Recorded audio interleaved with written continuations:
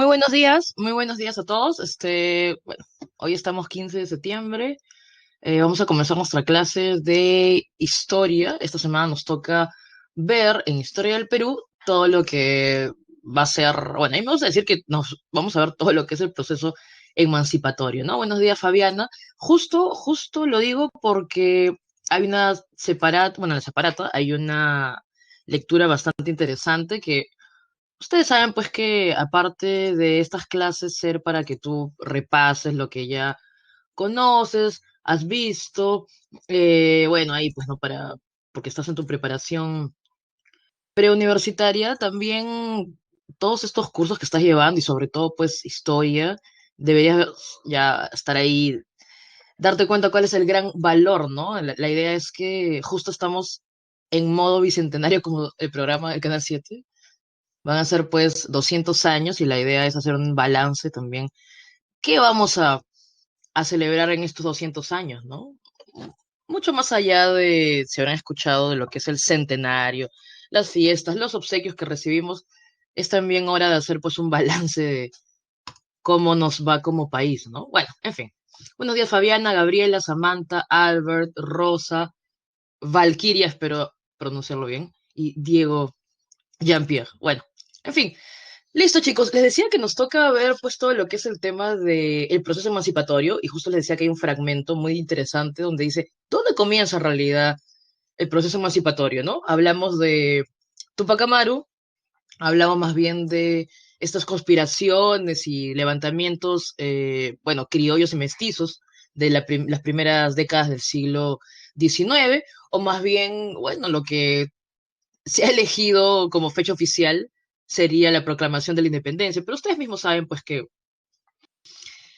incompleto, ¿no? Porque luego en 1824 tenemos pues las batallas definitivas, ¿no? Pero en fin, eso nos toca hacer un balance justo el día de hoy. Y buenos días, Everlyn, la última persona que estaba allí pues conectada en el chat. Bueno, vamos entonces por partes, ¿no? Siempre cuando analizamos el proceso hay que ir por los antecedentes, y en este caso los antecedentes son las reformas borbónicas. Entonces, un poquito de contexto en la separata sobre virreinato, les decía que la mayoría de cosas de que hemos hablado, los corregidores, en fin, o sea, lo que hemos descrito, por ejemplo, la minería, ¿no? Es decir, las principales características que hemos descrito en nuestra separata del virreinato, les decía que tengan en cuenta que hay dos momentos también en el virreinato, ¿no? Durante todo el virreinato del Perú, en España van a estar pues gobernando lo que son dos dinastías, ¿no? La primera son los Habsburgo, también conocidos como los Austrias, y ahí hablamos pues del máximo esplendor en la época de Carlos V o Carlos I, como es conocido, y luego, bueno, con Felipe II, ¿no? Por eso es que también en nuestro separato ahí teníamos un fragmentito donde nos hablaba pues que más bien para la segunda mitad del siglo XVII, por ejemplo, la minería, ¿no? De Potosí, Huancavelica, entraba en crisis, ¿no? Entonces les decía que una cosa es hablar de la época de los Habsburgo y sobre todo pues de Carlos I y Felipe II, pero otra cosa es hablar ya de la segunda mitad del siglo XVII y sobre todo lo que es el siglo XVIII. Entonces, para hablar de reformas borbónicas, te pido siempre pues que tengas el panorama europeo, siempre en contacto con el panorama, en este caso americano, que es el que nos interesa. Entonces, hablando pues, como les decía, de contexto, siglo XVIII va a haber un cambio de dinastía, ¿no? ¿Por qué razón? Porque Carlos II, que tiene pues este apelativo de el hechizado, bueno, basta con googlear al pobre este hombre para darse cuenta pues que es una persona de una fragilidad, ¿no? Desde pequeño, incluso, bueno, esto cómo afecta en cuestiones políticas que no tiene descendencia, ¿no? Primer punto. Segundo punto es que todas las familias están emparentadas, estas dinastías están emparentadas. Entonces, Carlos II en vida, como no tiene descendencia, pues decide que el que lo suceda en el trono sea su sobrino, Felipe de Anjou, que, como les digo, todos están emparentados. Felipe de Anjou es el nieto de Luis XIV, que hemos hablado, pues que es el principal representante del absolutismo en Francia. Entonces ahí se enciende la alarma, ¿no? ¿Por qué se enciende la alarma? Porque, a ver, estamos justo 1701, principio del siglo XVIII, ¿no? Les decía, panorama europeo. Si haces un análisis de España, pues España es básicamente atrasada, ¿no? Acuérdate que estamos recién en principios del siglo XVIII, ¿ah? Todavía no están Carlos III, Déspota Ilustrados, no. Estamos en Carlos II, ahí enfermo, su lecho de muerte prácticamente, y decide pues que sea su sobrino, que es el nieto de Luis XIV, el que le sucede en el trono. Entonces ya te imaginas por qué se enciende la alarma, porque si analizamos Europa, España, como les digo, va atrás, ¿ya? ¿Quiénes más bien son los que están ahí? Francia e Inglaterra, ¿no? Acuérdate que hemos hablado pues de Luis XIV en Francia y también de las revoluciones gloriosas de Inglaterra. Entonces, para el siglo XVIII, Inglaterra y Francia están pues ya perfilándose como las potencias que vamos a ver, sobre todo Inglaterra. Bueno, ya hemos hablado un poco de eso la semana pasada y ya nos tocará ver de aquí lo que es el imperialismo en Inglaterra, sobre todo, ¿no? Entonces, ¿cómo afecta esto? ¿Por qué se enciende la alarma? Porque el temor es que si asciende al trono, Felipe Anjou va a tener pues la corona española y por otro lado también lo que es la corona francesa, ¿no? O sea, podía, no creas que no se le va a ocurrir a Luis XIV que ocurra eso. Entonces, lo que no quieren es que haya estas megas naciones, ¿no te imaginas? Profe, pero ya pasó antes, ¿no? Con Carlos I, ¿acaso no tenía dos coronas? Sí, pero ahora es siglo XVIII. Es otra época, ¿ya? Acuérdate que está desarrollado también la revolución industrial. En fin, la idea es que, bueno, la idea es que no exista esta meganación, ¿ya? Entonces se desarrolla este episodio, pues bueno, este proceso conocido como la Guerra de Sucesión Española. Solo es por el contexto, ¿ya? ¿Qué nos interesa de la Guerra de Sucesión Española? Eso sí hay que tenerlo en cuenta, ¿ok? Porque es el contexto macro. La Guerra de Sucesión Española, que va pues de 1701 hasta 1713, 14, nos interesa por la paz que da fin a este proceso, que es la paz de Utrecht, ¿ok? Por la cual se firma un tratado.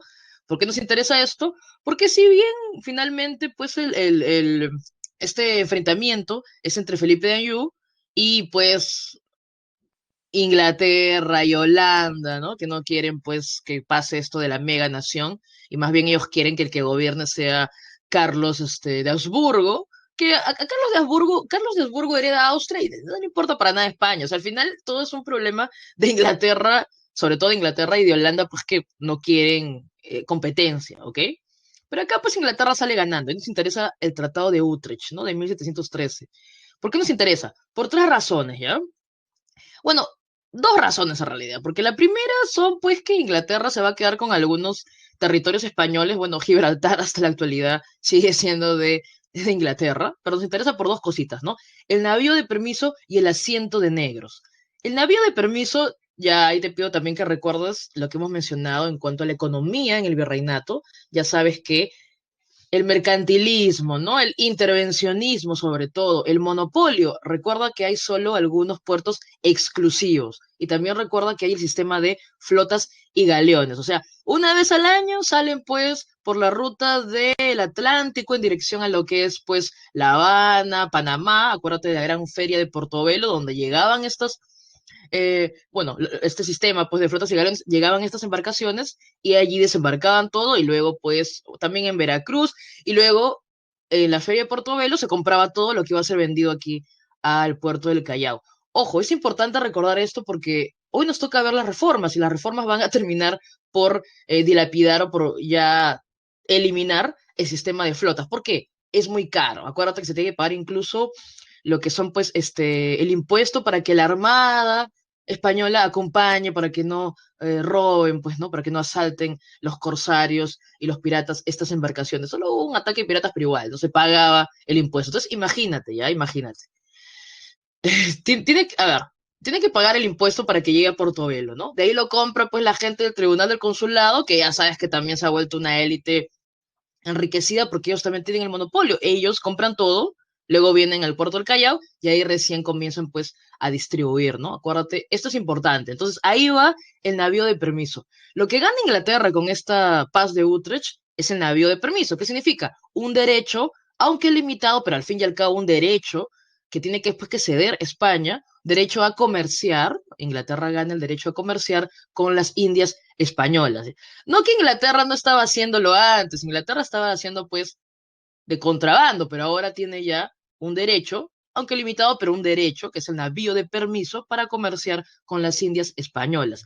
El segundo punto también que nos interesa es el asiento de negros, porque ahí también entra Holanda, por ejemplo, y Inglaterra sobre todo, permite pues, es el permiso para poder comerciar, ¿no? Para poder traer esclavos a las Indias, ¿ya? Que antes solo era pues monopolio español. Entonces, mira, estamos segunda década del siglo XVIII y ya Inglaterra y Holanda en menor medida están ganando pues presencia en las Indias, ¿no? O sea, quiero que entiendas esto porque finalmente las mismas decisiones de los españoles van a terminar, o sea, las mismas reformas borbónicas van a terminar por desencadenar una serie pues de...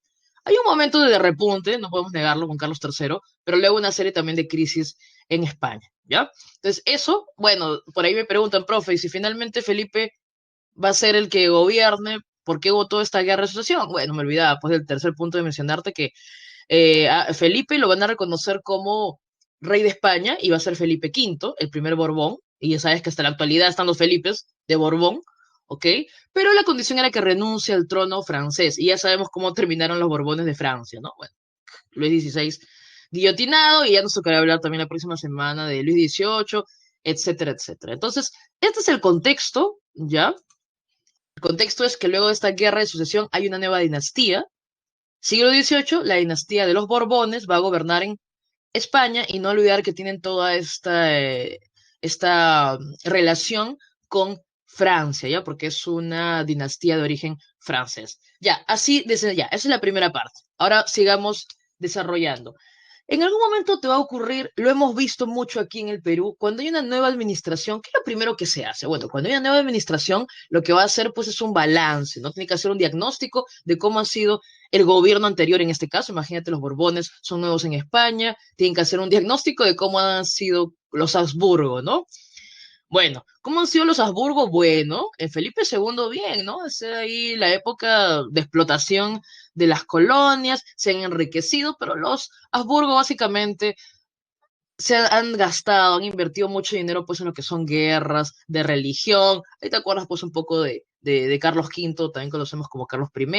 Entonces finalmente ha habido toda una serie pues de decisiones que han tomado los españoles, hablo todavía de los Habsburgo, para poder mantenerse, ¿no? Por ejemplo, hay algo que te debe a ti sonar conocido que ocurría mucho en el tiempo de los Habsburgo. Como no había pues dinero, ¿ya? Lo que hacían era vender cargos. Entonces vendían cargos, ¿ya? Y que no te sorprenda, pues hasta el cargo de virrey tenía pues ya su precio, ¿no? Y si hablamos de la colonia, el cargo de oidor, por ejemplo, también tenía su precio. Entonces, los Borbones se dan cuenta de esto, ¿no? Y bueno, siempre les menciono pues a las chicas, chicos, que este libro, ¿no? Que lo vimos también, Historia de la corrupción en el Perú, que es un libro de Alfonso Quirós.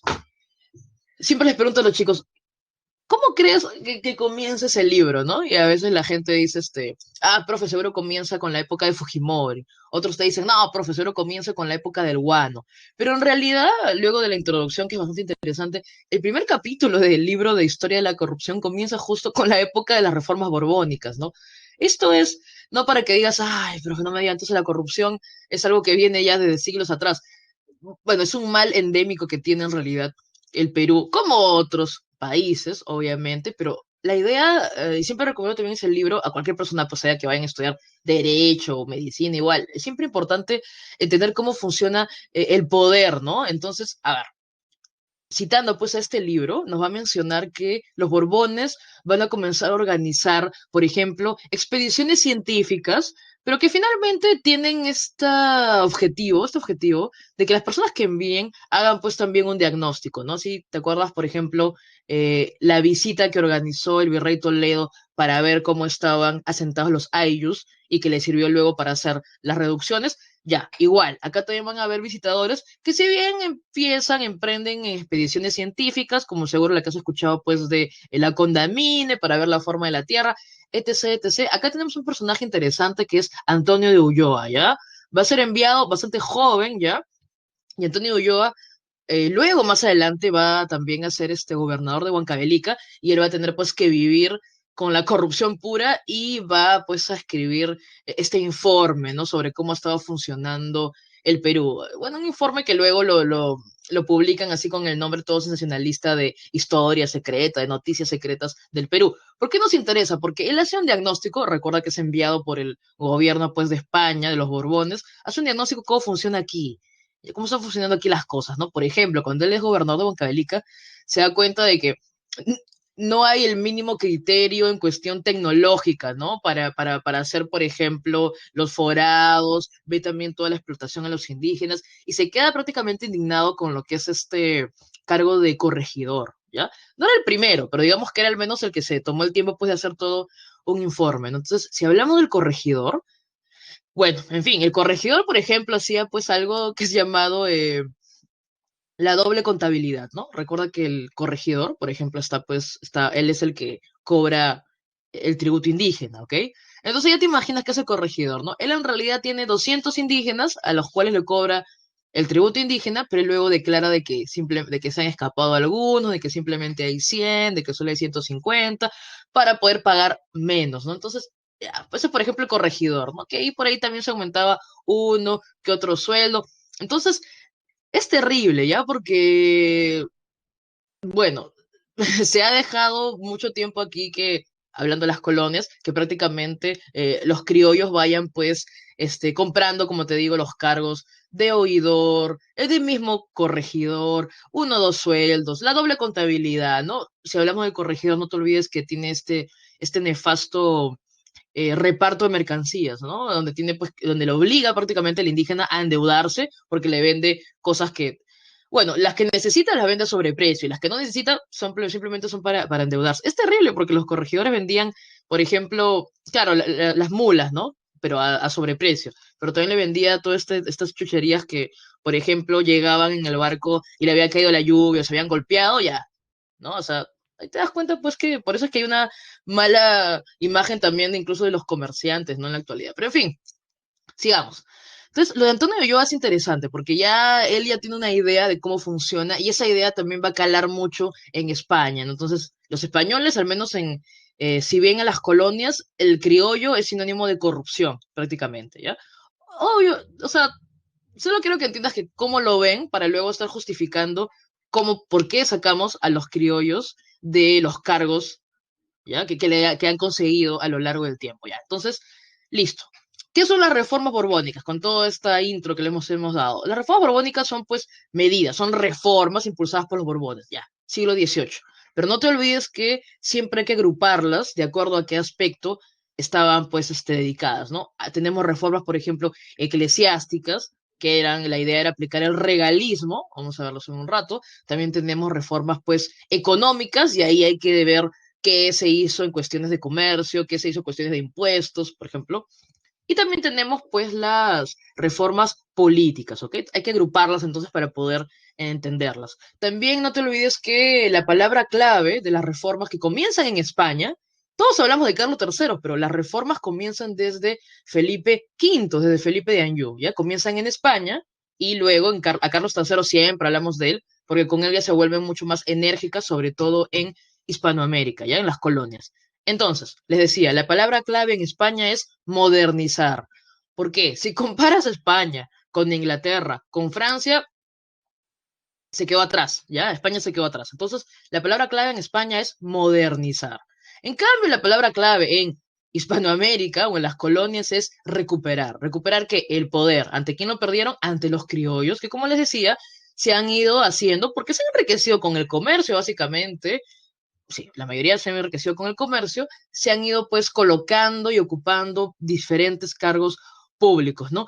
Te decía que incluso el cargo de virrey se compraba, ¿no? Y tú dirás, profe, entonces no servía de nada este juicio de residencia. Bueno, el juicio de residencia le sirve mucho, nos sirve mucho a los historiadores y a cualquier investigador porque cuando lees eso te das cuenta que en el juicio de residencia se buscaba a toda la gente que tenía alguna denuncia muy interesantes, son informes muy interesantes, pero finalmente el virrey pues quedaba libre de polvo y paja porque se pagaba, ¿ya? Entonces, no es nuevo eso de pagar prácticamente autoridades, no es nuevo, es un mal endémico en realidad aquí en el Perú, pues traído con lo que es el virreinato. Perfecto, entonces ahora vayamos a hablar de las reformas políticas. Las reformas políticas, no te olvides que la idea es aquí en América, pues nos toca hablar aquí de América, ¿ya?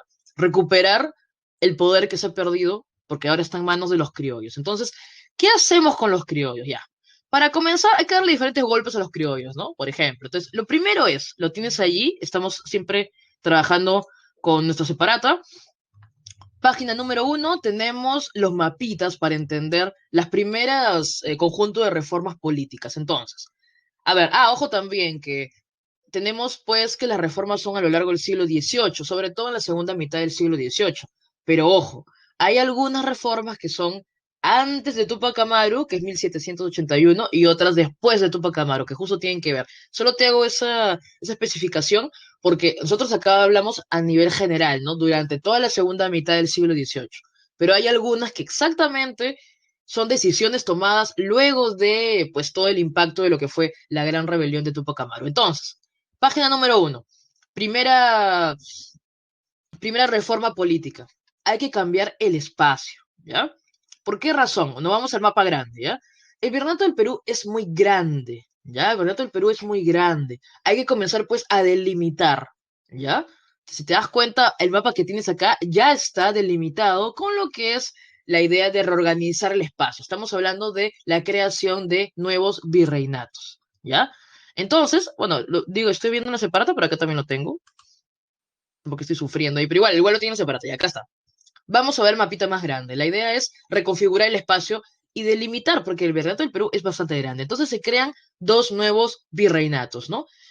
Lo que sería pues Ecuador y Colombia en el norte, que es el virreinato de Nueva Granada, y en el sur, ¿ya? Lo que sería pues Argentina y territorio chileno, básicamente más territorio argentino, el virreinato de Río de la Plata, ¿ya? Los virreinatos no son otra cosa que, bueno, delimitaciones administrativas, básicamente, también políticas administrativas, pero las diferenciamos de las capitanías, ¿ya? Porque las capitanías generales, que estaban a cargo un capitán general, son para defender, ¿ya? Justo si te das cuenta, están colocadas estratégicamente. Una es la Capitanía General de Venezuela para el ataque a la defensa en lo que es el Atlántico, y la otra es la Capitanía General de Chile para lo que es la defensa en el Pacífico, ¿ok? Entonces, la Capitanía por un lado, porque es para la defensa, porque también hay que mencionar que los Borbones tienen reformas militares. Yo sé que no están en el separata, aunque hay un dibujito por ahí, que es la fortaleza del Real Felipe, en la página número 2, porque también existieron reformas desde el ámbito militar, ¿ok?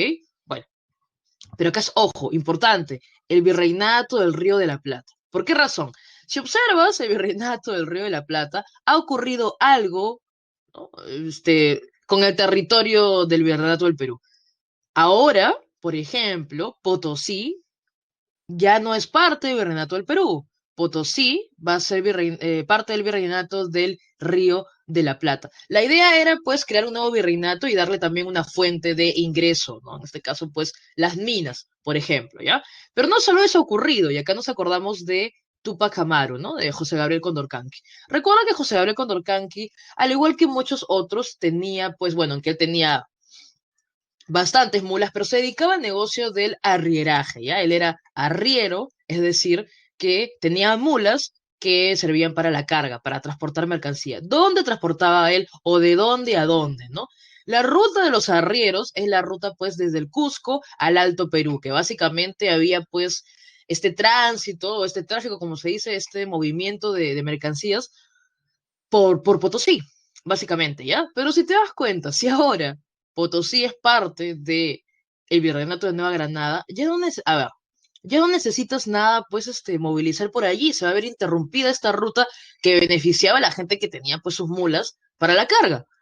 Por eso vamos a ver más adelante a Tupac Amaru, pues, además de los problemas que tenía, pues, con sus títulos y todo ello, lo vamos a ver, pues, en contra de bueno, obviamente se han visto pues afectados sus intereses. Y no olvidar que, aunque eso es una reforma más económica, no olvidar que no solo se crea un nuevo virreinato, sino que se comienza pues a colocar lo que son como una suerte de peajes, que son aduanas interiores, aduanas terrestres. Entonces tú, cualquier ruta que vas, tienes que pagar. Entonces ya te das cuenta por dónde va también el tema económico en cuanto a los Borbones, es decir, ser más eficiente la recaudación de impuestos, ¿ya? Pero bueno, terminemos con lo político, ¿ya? Le decía lo primero, la creación de nuevos virreinatos. Y si te das cuenta, es bastante peculiar, ¿no? Porque estos virreinatos le han dado forma a los países actuales de Sudamérica, ¿ya? También. Ojo, también allí, cosa interesante e importante, tienes en la página número uno de tu separata, y ha sido pregunta tanto de la pre como del general, ¿no? aquí nos toca hablar ya de lo que son las intendencias. A ver, ojo con eso, también página 1 seguimos. Ahora veamos el mapita más pequeño. El mapita más pequeño es, pues, el virreinato del Perú. Ya dejemos de lado los otros virreinatos. Y aquí se va a implementar algo francés, ¿ya? A ver, los corregimientos, acuerda que en un momento llegan a ser 50 en el tiempo de Toledo, y luego pues estos corregidores se va también a limitar su poder de la siguiente manera, se va a crear una nueva división político-administrativa que son las intendencias, que son al estilo francés, ¿ya? Porque las intendencias son una forma francesa de administrar el territorio. Si te das cuenta, la idea era también centralizar, ¿no? Porque, ¿qué pasa? Imagínate el mismo territorio, pero 50 corregimientos, por ejemplo, ¿no? Son muchos, al final, pues son poderes locales, los corregidores hacen lo que quieren, entonces la idea más bien es sumar, juntar algunos corregimientos y más bien hacer grandes divisiones políticos administrativas. Y estas son las intendencias, ¿ya? De 50 corregimientos vamos a pasar a 9 intendencias. Si te das cuenta, es más territorio, la idea es centralizar de que estaba fragmentado el poder, y son las intendencias pues de Trujillo, Tarma, Lima, Huancavelica, Huamanga, Cusco, Arequipa, Puno y otro territorio muy interesante que es justo el que te digo que es el clásico de las preguntas. Ya he venido más de una vez. La número 9, ¿no? ¿Qué pasa con este territorio de Maynas, ya? Que vamos a estar hablando, wow, de Maynas hasta en la República, ya más adelante. ¿Cuál es el problema con ese territorio? Sencillo. Cuando se crea el virreinato de Nueva Granada, este territorio formaba parte del virreinato de Nueva Granada, cuando recién se crea, ¿ok? Luego, porque es un territorio amazónico, básicamente, va a haber argumentos de que no va a ser poblado, de que no es explorado, de que básicamente el Virreinato de Nueva Granada no ha hecho nada con ese territorio, ¿ok? Entonces va a ser integrado en 1802 al Virreinato del Perú, ¿ok?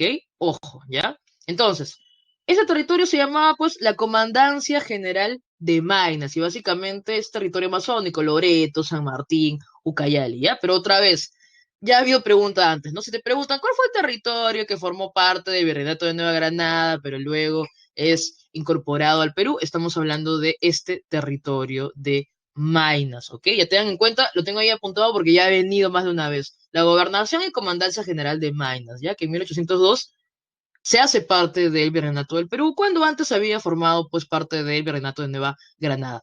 Ojo, lo de las intendencias es también después de Tupac Amaru. Yo pues te decía pues que hay un antes y un después cuando hablamos de Tupac Amaru, básicamente. Listo, ok. Entonces, esto es lo importante en lo económico, ya quitarle pues toda la influencia que tienen a los criollos, porque eran corruptos, establecer las intendencias, aunque te digo que lo vemos después de Tupac Amaru. También se crea la audiencia del Cusco después de Tupac Amaru, porque acuérdate que había una pregunta incluso sobre eso. Hay diferentes, primero las instancias son, voy a donde mi corregidor a quejarme, ¿no? Ni caso te va a hacer. Luego voy a la audiencia más cercana a mi territorio, ¿no? Si estaba, te acuerdas que la pregunta era, si estabas en el territorio de la actual Bolivia, te vas a la audiencia de Charcas, si no te vas a la audiencia más importante, que es la de Lima, que es por ejemplo lo que hace Tupac Amaru, pero si no encuentras respuesta, ya bueno, te alzas en armas, que fue lo que hizo Tupac Amaru, pero luego se va a crear pues la audiencia del Cusco para que más bien se vean los temas allí, no sea necesario venir hasta lo que es Lima, ¿ok? Entonces, no olvidar esto importante, la reorganización del espacio, ¿ok? La idea era facilitar la extracción de recursos, eso también es importante y nos va a llevar a esta reforma económica, ¿ya? Justo esta importancia de facilitar la extracción de recursos. ¿A qué me refiero? Pues que si solo hay pocos puertos, cuando tú extraes, tienes que darte el gran viaje para poder sacarlo por el puerto del Callao, ¿no? Pero si más bien tú abres nuevos puertos, vas a poder sacar en un menor tiempo, más rápido, lo que estás extrayendo. Y eso nos lleva a las reformas económicas. Te decía que la reforma económica son tres, ¿no? En cuanto a la producción, en cuanto a lo comercial y en cuanto a lo fiscal, que es los impuestos, ya. Vamos primero con lo comercial, que es lo que es más característico, y aquí tenemos justo este mapita, ¿ya? ¿Qué se decreta? Va de la mano, ¿ya? Porque la eliminación de la Casa de Contratación de Sevilla es una consecuencia de el primero. 1778, decreto de libre comercio. A ver, ojo, hay que ponerle libre comercio con comillas, ¿ya? Porque libre comercio, como ustedes lo entienden, es, ya, profe, entonces por fin las colonias pueden, pueden comerciar con otros, ¿no? Ay, ay, justo como Inglaterra había ingresado, espera, espera, no, no, no. Hay que ponerlo así con comillas, ¿ya? Porque no es libre comercio, pues como lo entendemos al 100%, ¿ya? Pero ¿por qué si es llamado libre comercio? A ver, te decía, como ves aquí en este mapita, pues que había este terrible sistema de flotas y galeones que era anual, que finalmente los productos eran caros, que tenías que esperar y que para colmo finalmente terminó enriqueciendo pues solo al tribunal del consulado, que eran los que compraban y lo traían al puerto del Callao, etc, etc, ya. Cuando se declara este decreto de libre comercio, lo que pasa es que los Borbones están pensando, ¿no? ¿Cómo hacer para ganar más dinero, que finalmente lo que quieren, ¿no? Este, en un rato vamos a ver que aumenta los impuestos, pero la idea no es poner más impuestos, la idea es que se haga efectivo el cobro, ¿ok? La idea es que no haya evasión, que es lo que estaba pasando básicamente en las colonias. Entonces, se dan cuenta que lo mejor, si queremos, por ejemplo, cobrar, ¿no? Para eliminar el contrabando que sabemos que existía en este tiempo, para cobrar, pues, lo que es el impuesto, por ejemplo, en cuestiones comerciales, entonces, ¿qué hacemos? Que no haya, pues, estos puertos exclusivos que finalmente han hecho que una élite se enriquezca, a costas incluso de España, ¿no? Recuerda que las reformas borbónicas, míralo con ojos de español, ¿no? O sea, uy, ¿qué hago? Porque los criollos se han enriquecido a costa mía, ¿no? Básicamente, con ojos de español, básicamente. Entonces, el Tratado de Libre Comercio lo que va a hacer es fomentar, pues, ¿no? Que haya este comercio, que haya este tráfico, como se dice, y para ello se van a crear más puertos, tanto en España como en las colonias. Entonces, ya te imaginas, no era pues simplemente que se trae en las flotas y galeones que ya van a desaparecer por completo, porque antes era solo en la feria de Portobelo y de ahí tenías que esperar a que llegue el Callao. No. Ahora se van a abrir más puertos en España, entonces hay más movimiento. ¿Y profe, por qué le convendría eso a los Borbones? Porque los Borbones, si hay más movimiento, si hay más entradas, pueden cobrar impuestos. Esa era la idea, finalmente, enriquecerse con lo que es el impuesto. Bueno, lo que no se van a dar cuenta los Borbones es que, al menos ahí sí le dan un gran golpe a los que son los criollos, porque acuérdate que el Tribunal del Consulado se enriquecía porque el puerto del Callao era el más importante. Luego, cuando estaba el Paraíso, bueno, pues, pero igual, del Callao al Paraíso ya se volvía más caro lo que estabas llevando. Pero si ahora se abren más puertos, pues el Callao ya no va a ser pues el hegemónico, ya no va a ser. Entonces estamos hablando que este tratado de disculpa, este decreto de libre comercio va a afectar la hegemonía que tenía el Callao, porque se abren más puertos y hay más competencia. Si yo estoy trayendo mis productos, entonces acuérdate que también está pues Inglaterra por ahí también, ¿no? Si yo estoy trayendo mis productos, finalmente yo veo en qué puerto me cobran menos o en qué puerto me compra más rápido. Entonces aquí se malogra pues por completo este negociado que tiene el Tribunal del Consulado, ¿no? Porque se van a aperturar más puertos, se genera competencia entre los puertos y ya vemos pues el declive o el comienzo del declive del Callao. Otra cosa también importante de este mapita es que la ruta, pues, de las flotas y galeones era una ruta súper cara, como ya te he repetido como 1 millón de veces. Por eso es que se va a implementar una nueva ruta, que es la ruta del Cabo de Hornos, ¿ya? Ya se utilizaba en la colonia, pero ahora la gente va a preferir esa ruta, que es lo que está en verdecito, es decir, si no tienen, pues, no están siguiéndonos con la imagen, es la ruta por el sur de Chile, ¿ya? Más facilito, vas por todo el Atlántico, bordeas lo que son las costas del Brasil y ahí tienes, pues, ¿para qué te vas a dar la vuelta hasta el Callao? Ahí tienes el puerto en Buenos Aires, ¿no? También tienes el puerto en Concepción y en Valparaíso. ¿Para qué te vas al Callao, no? Lo último sería el Callao, por eso vemos que se había afectado bastante el puerto del Callao, ¿ya? Y también nos interesa porque, si te das cuenta, pues, esto va a permitir que se enriquezcan otras élites, por ejemplo, la de Buenos Aires, la de Valparaíso. Tú sabes que son élites, sobre todo la de Buenos Aires, que más adelante, pues, va ya a organizar, incluso financiar lo que son las corrientes libertadoras. Entonces, si te das cuenta, las reformas borbónicas en todo aspecto están colaborando más con el espíritu ya de lo que va a ser la independencia más adelante, ¿ok? Entonces les decía que como ya no va a existir más el sistema de flotas y galeones, ¿ya? Porque más bien los borbones quieren estimular lo que es el movimiento para poder cobrar el movimiento, pues, en este sentido, pues, de importación y exportación, por decirlo así, para poder cobrar los impuestos. Se elimina también la Casa de Contratación de Sevilla porque ya no funciona al 100% pues este monopolio, ¿no? Finalmente, como te digo, se crea pues competencia y el problema también con los españoles fue que ellos no estaban pues industrializados, entonces los españoles al final le traían a las colonias productos que ellos compraban en otro lado, así que tampoco era un buen negocio, ¿no? Por mencionarlo, por decirlo así. Ok, ahora hablemos entonces de las reformas económicas, pero en el ámbito fiscal. Les decía que aquí la idea es la óptima recaudación de impuestos. Ya existían impuestos, pero la gente evadía los impuestos. Entonces, ¿qué hacen para ello? Se crean aduanas internas, ¿ya? Segunda cosa, como acá hay mucho movimiento, no hay mucho comercio, mucha élite comercial, entonces le incrementamos la alcabala, ¿ok? La alcabala es algo así escandaloso, porque la alcabala pasa del 2 al 4, llega hasta el 6% el incremento de la alcabala, ¿ya? Otro punto, y acá también es importante porque hay un antes y después de Tupac Amaru, es la legalización del reparto de mercancías. Ojo, cuando los Borbones ven lo que están haciendo los corregidores, que es el reparto, como te decía, la venta forzosa de estos artículos, ¿ya? Se les prende el foco, ¿no? Y dicen, oye, pero lo que están haciendo los Borbones es en cierta medida como crear un mercado, o sea, claro, disculpa, los corregidores le están obligando, los están endeudando a los indígenas y los Borbones dicen, oye, o sea, lo que ellos están generando es como un mercado interno, ¿no? Más bien si lo legalizamos, si legalizamos esta venta forzosa, estamos generando un consumo, ¿no? Bueno, consumo obligado, pero estamos generando. Entonces, ellos legalizan el reparto de mercancías. Entonces, ya te imaginas que este también es uno, pues, de los detonantes de o también lo escuchamos en el discurso de Tupac Amaru, básicamente, ¿ya? Entonces, luego de Tupac Amaru se elimina ya el reparto de mercancías, pero ojo, se legaliza con los Borbones porque entienden que están creando un mercado interno, están estimulando el consumo, ya como dirían ellos, y luego ya se elimina después de Tupac Amaru, ok. Bueno, también se va a hacer el cobro efectivo del tributo indígena, ya sobre todo, como te decía, porque hay muchos indígenas que preferían más bien ser indígenas forasteros e irse pues a trabajar a lo que es una hacienda, ¿no?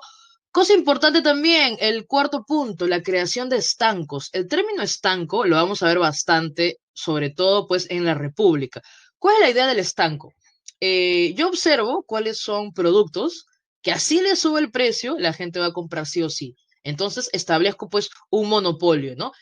Un poquito utilizando la lógica, el estanco. ¿Cómo es, cómo es el agua pues estancada? Se queda en un solo lugar, por ejemplo. Entonces la idea es así.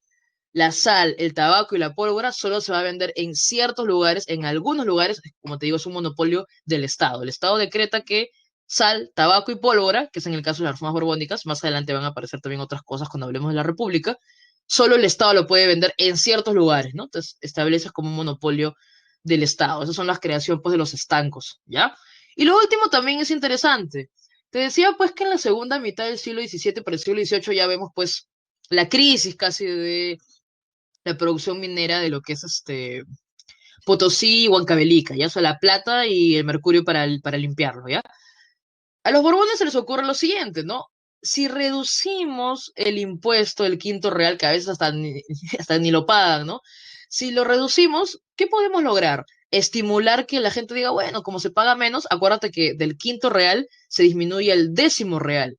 Tú dirás, profe, pero pierden, ¿no? No, pues la idea es que se baja el impuesto y que tú estimulas que ellos sigan extrayendo minerales, aparte de nuevos puertos, ya no tienes que hacer ya mucho viaje, ¿ya? Y esto nos lleva al tercer punto de las reformas económicas a nivel productivo, ¿ya? Profe, la reducción, la creación de este décimo real, ¿ya? O sea, el pagar menos impuesto de extracción minera, ¿sirvió de algo? Sí. Sirvió para que se exploten nuevos yacimientos. Es que va de la mano, ¿ya? Los Borbones, como te digo, habían organizado estas expediciones, pues, científicas y tecnológicas, y también sirvió para que se conozcan que había otros yacimientos, que luego se van a explotar con esta reducción al décimo real. Por eso es que hablamos que se comienza ya a explotar en el siglo XVIII lo que son las minas de Cerro de Pasco, ¿ok? Sobre todo Cerro de Pasco, que lo vamos a ver también hablando en la República bastante, ¿ya? Entonces, son minas que comienzan ya a explotarse en lo que es la segunda mitad del siglo XVIII, ¿no? Cerro de Pasco, Hualgayoc, Huarochirí. Entonces, para esto se va a crear, pues, un tribunal así especializado para todo lo que es la legislación de minería, que es el Tribunal de Minería, ¿ya? Para todo el aspecto minero que tiene pues como que otro auge, ¿ya? Para el siglo XVIII, pero en otros yacimientos. Perfecto. Entonces, lo último sería mencionar el tema de las reformas eclesiásticas y educativas. No es que sean menos importantes, pero aquí básicamente estamos hablando de unos nada más, ¿no? De los jesuitas. Ya. ¿Cuál es el tema con los jesuitas? A ver, recuerda que te decía que Carlos III lo vemos en la separata, lo vemos en el slide, hablamos y hablamos de él, y ya lo habíamos mencionado en la clase pasada. ¿Por qué? Porque Carlos III es un representante en España de lo que es el despotismo ilustrado, que no es otra cosa que un rey absolutista, un monarca absolutista que va a tomar solo lo que le convenga, en este caso, de las propuestas de los ilustrados. Es decir, todas las propuestas que no critiquen o que no afecten el centralismo del poder. Y hemos visto, ¿ah? Con Carlos III, pues se ve el tema de lo económico, por ejemplo, ¿no? También en España, las reformas, diferentes asesores, diferentes funcionarios para centralizar otra vez el poder. Y aquí vemos un último punto del despotismo ilustrado, que es el regalismo, es decir, el poder del rey se impone al de la iglesia. ¿Por qué se agarra con los jesuitas? Sencillo, porque acuérdate, clase de contrarreforma, los jesuitas son fieles al Papa, ¿ya? Los jesuitas aquí, sobre todo en el Virreinato del Perú, tienen las haciendas mejor organizadas, con mejor contabilidad y más productivas, ¿ya? Otro punto también importante. Y los jesuitas también han ido de a pocos encargándose de lo que es, como decíamos también en la clase de Virreinato, la educación. O sea, los principales colegios, los más importantes, van a ser encargados de jesuitas. Entonces, les decía, ya le habían puesto el ojo a los jesuitas desde hace tiempo, ya incluso en el mismo España hubo pues en 1766, si mal no recuerdo, lo que es el motín de Esquilache, ¿ya? O sea, el motín de Esquilache es en España, ¿ya? También es un grupo, una población, pues un grupo de gente que se va a motinar y detrás van a estar los jesuitas. Entonces los españoles ya tienen hasta acá, los borbones ya han pensado en darle un golpe a los jesuitas. ¿Cuál va a ser la pragmática sanción de 1767? Casi así como una, ¿cómo decirlo? Como o sea, un proyecto así secreto prácticamente, se va a organizar la expulsión de los jesuitas, porque llegan las noticias aquí en el Virreinato del Perú y esperan prácticamente la noche para ir a los diferentes lugares donde están pues los jesuitas y prácticamente sacarlos con lo que tienen nada más puesto y uno que otro bien, o sea, no permiten que se lleven prácticamente nada y a todos los llevan al puerto del Callao y se los llevan en dirección a Italia, ¿ya? Y ahí está, pues, por ejemplo, Juan Pablo Vizcardo y Guzmán, jesuita, porque tú sabes, pues, que la carta a los españoles americanos va a ser traducida, ¿no?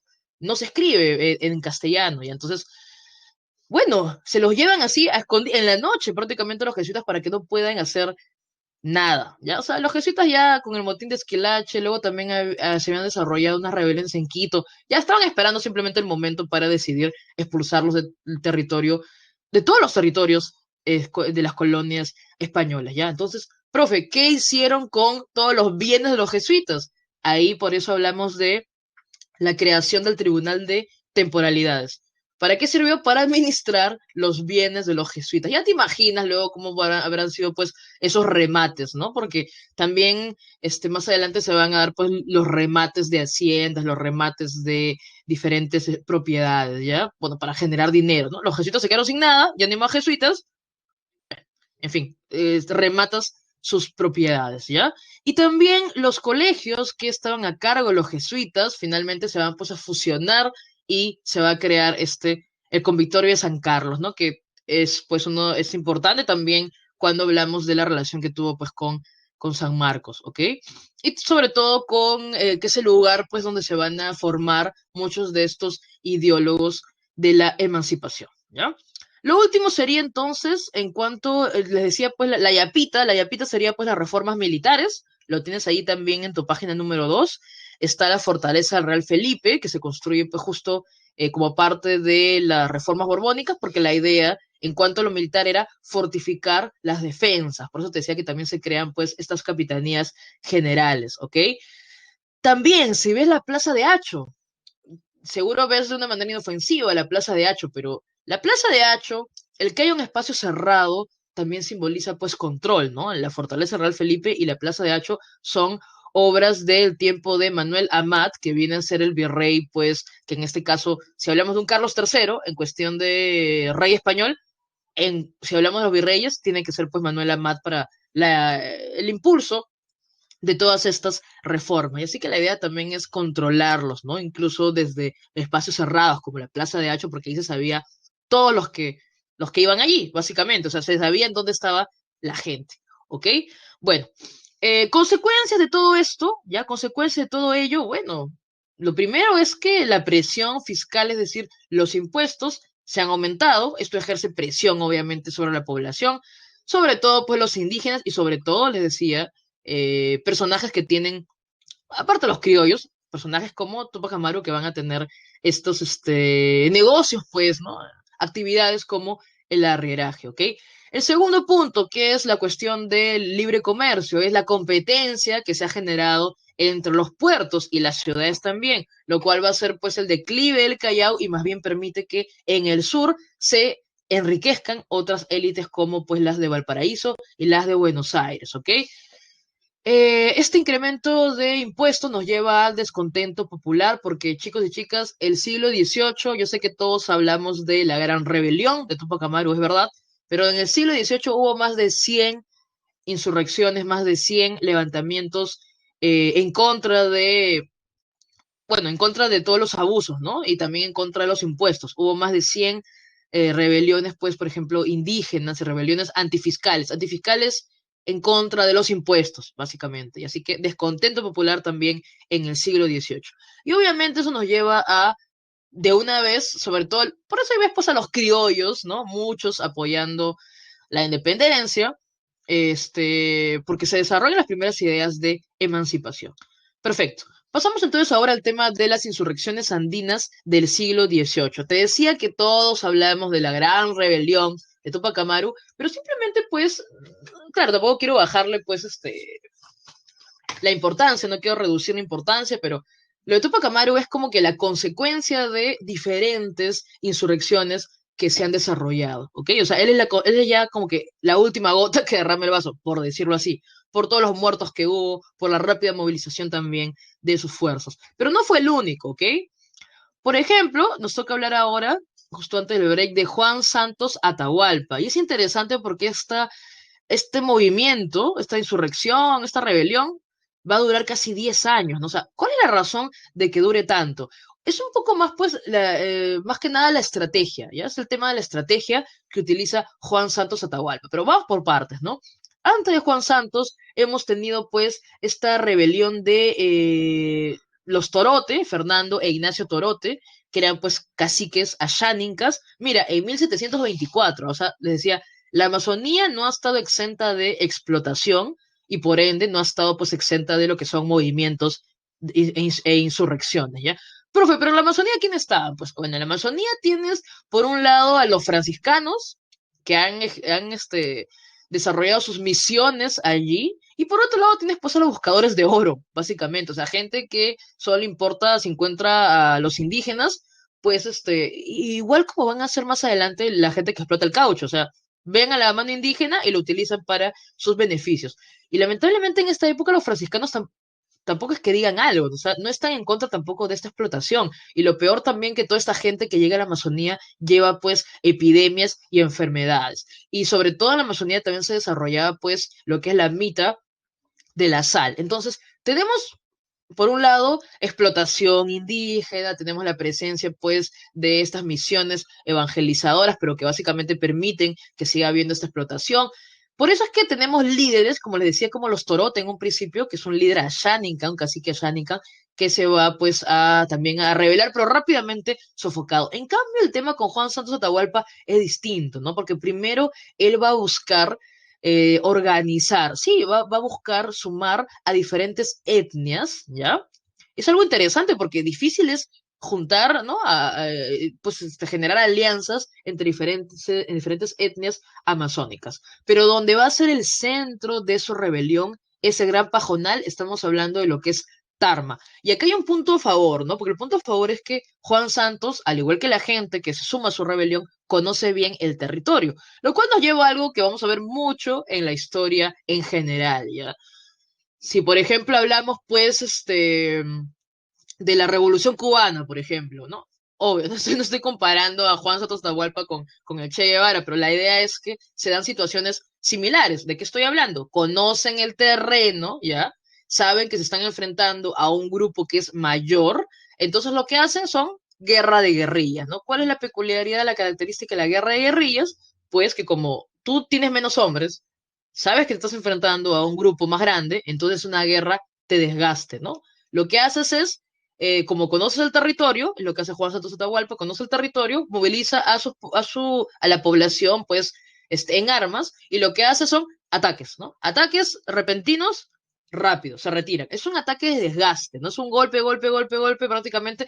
Les digo, la guerra de guerrillas es una guerra de desgaste, no es pues, nos encontramos pues en tipo pues Ayacucho, Junín, ¿no? Ay, los dos bandos se enfrentan. No, no funciona así.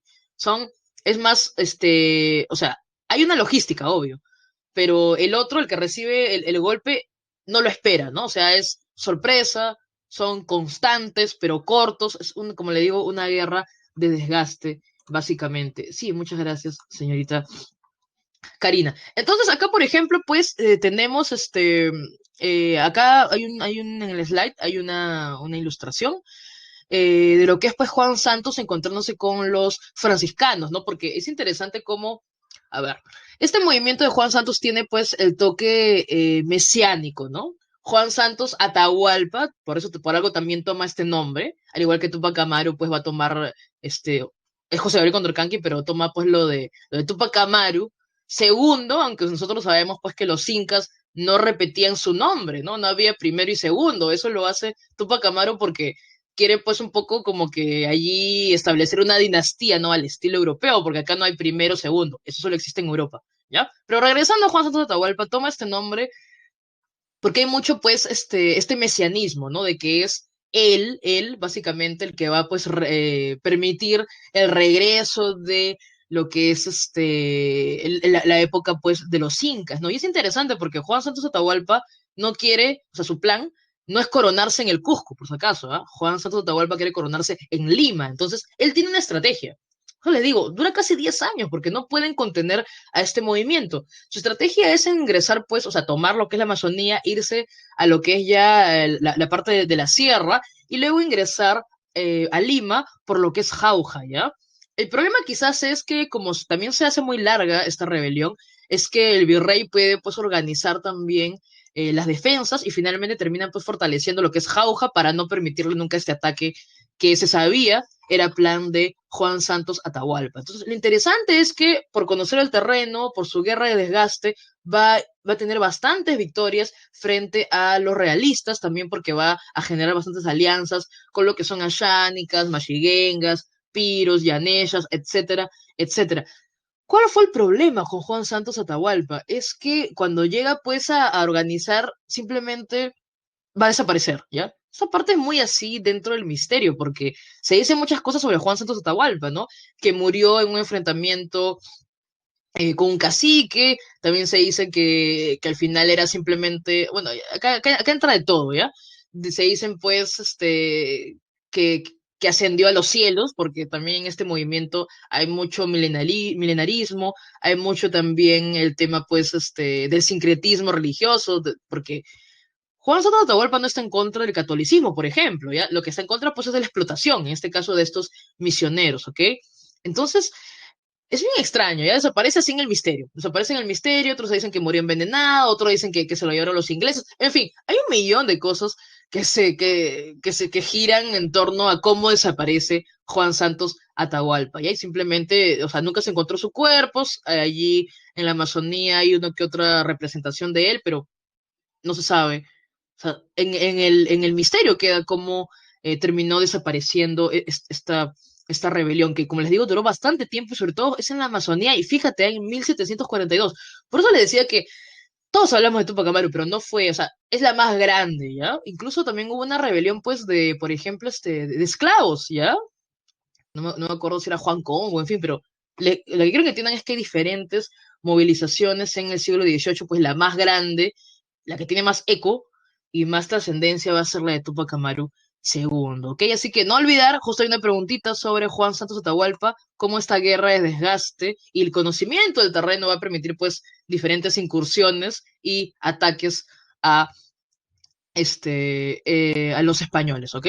Bueno, entonces nos quedamos ahí, les dejo con un videito de Tupac Amaru para la intro de...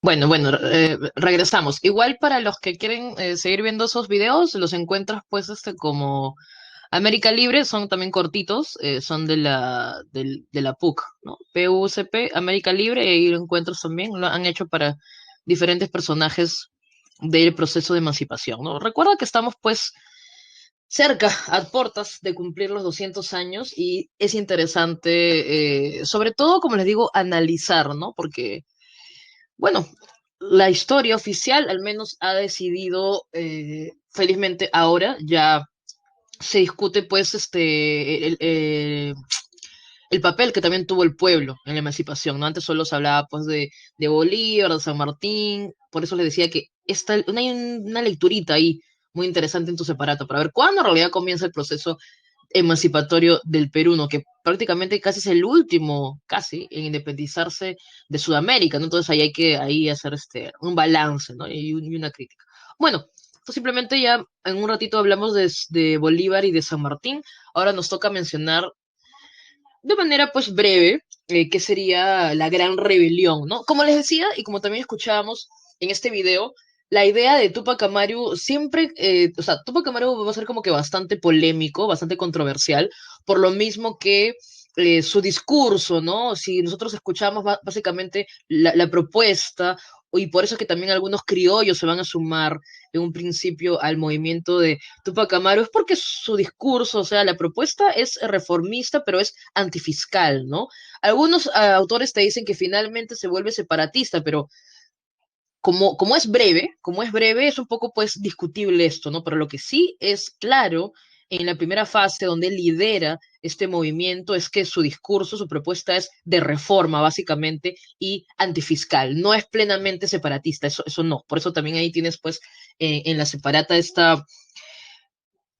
bueno, ese punto para que lo tengamos en cuenta, ¿no? Entonces, rapidito, Tupac Amaru, les mencionaba entonces que es un arriero, ya escuchaste que si hacemos una analogía actualmente sería pues como tener, imagínate, o sea, 350 mulas, ahora imagínate que tengas pues la flota de camiones, básicamente, ¿no? O sea, eres alguien, sí, o sea, hay una riqueza que él tiene, recuerda que él es cacique, tiene privilegios, ha sido educado también, como la mayoría de caciques, pero les decía que hay un problema que justo tiene, donde hay un problema por unas tierras, porque no se reconoce esta ascendencia que tiene, ¿no? Bueno, él dice descender pues de lo que es la familia de Tupac Amaru primero. Entonces, cuando tiene él este problema, es que va a venir a la Real Audiencia de Lima, donde no va a tener respuesta alguna positiva, pero lo interesante es que aquí en Lima va a tener pues contacto con justo lo que te decía, pues, por ejemplo, acá también había pues cafés, ¿no? Donde, por ejemplo, la gente ya discutía, ¿no? Incluso el mismo Mercurio peruano, que en un rato vamos a mencionar, que también existía en esos años, el Mercurio peruano viene a ser pues la versión de la enciclopedia, ¿no? Porque aquí también los ideólogos van a buscar pues publicar sus ideas y que se difundan. Y ese es el espíritu que va a vivir Tupac Amaru cuando llega aquí a Lima, ¿ya? Eso es interesante, porque esto va a permitir, o sea, va a influir, y eso lo dice pues Micaela, bastante, como escuchabas, pues Micaela y su esposo van a tener pues un intercambio de palabras, ideas, todo información en cuanto pues por medio de cartas, ¿no? Bueno, ella no sabía escribir, pero se las dictaba a alguien más y se conoce mucho de la relación y de el desarrollo de esta rebelión por estas cartas entre José Gabriel y Micaela, ¿ok? Bueno, entonces hablemos ya de lo que es, disculpa, ya. Hablemos entonces de lo que es el desarrollo, ¿ok? Eso es lo que quiero más o menos que entendamos. ¿Cuál es el desarrollo? Son entonces dos fases.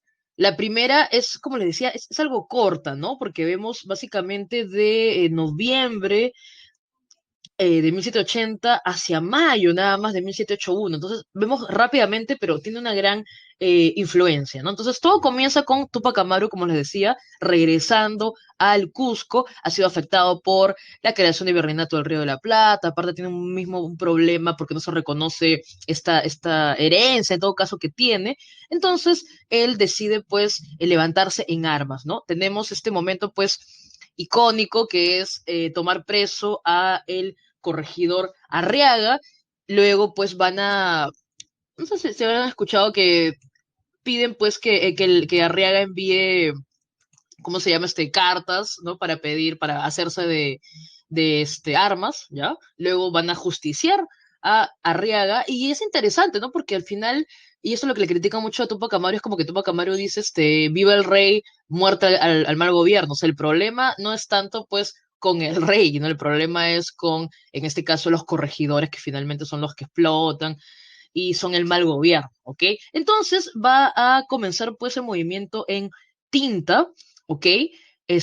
Como les decía, tienen una victoria nada más que es en Sangarará, y acá comienza quizás el problema, ¿no? Porque si bien él es el líder, él no puede contener a toda la gente que se ha sumado en su movimiento, y deben también haber escuchado alguna vez que hay un acontecimiento, algo terrible, que es que cuando entra pues todo este movimiento, toda esta gente, toda esta, vamos a decir, masa así desenfrenada, van a incendiar una iglesia con toda la gente dentro, ¿no? Entonces, esto sirve, lamentablemente, para desprestigiar también y para, pues, acusar de violento al movimiento de Tupac Amaru, ¿no? Por eso es que le digo que hay mucha discusión, porque Tupac Amaru, yo sé que él abole la esclavitud, aunque en el Cusco no había muchos esclavos, pero repito, es algo simbólico, ¿no? El hecho de que él esté en contra de esto, por ejemplo, ¿no? Entonces, pero todavía su discurso es muy antiimpuestos, ¿no? No es un discurso tanto de romper, no es un discurso tan independentista como sí lo vemos más adelante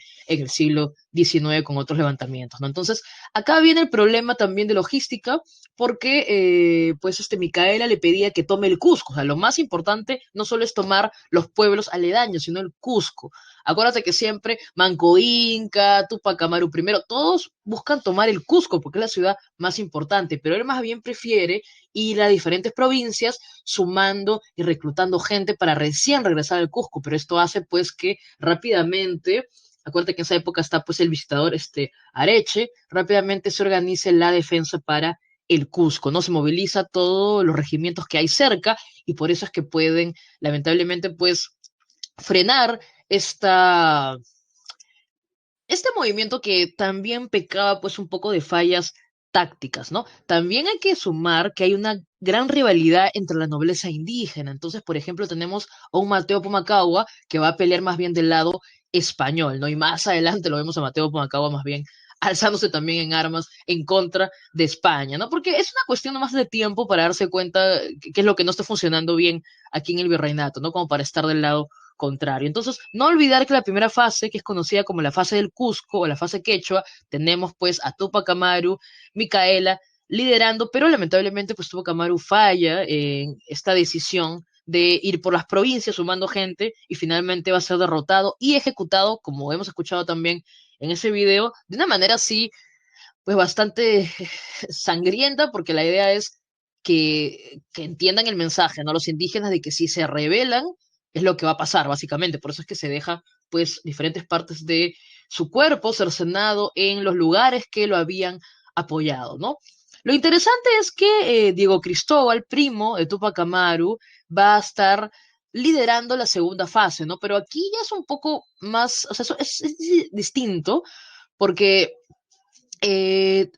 bueno, Diego Cristóbal busca juntarse con otra rebelión, que es una rebelión pues del Alto Perú, que en este caso está liderada por Tupac Katari, ¿no? ¿Cuál es el problema? Que Tupac Katari tiene muy claro cómo es su movimiento, ¿no? Su movimiento es en contra del abuso, es un poco más indígena, podemos decir, ¿no?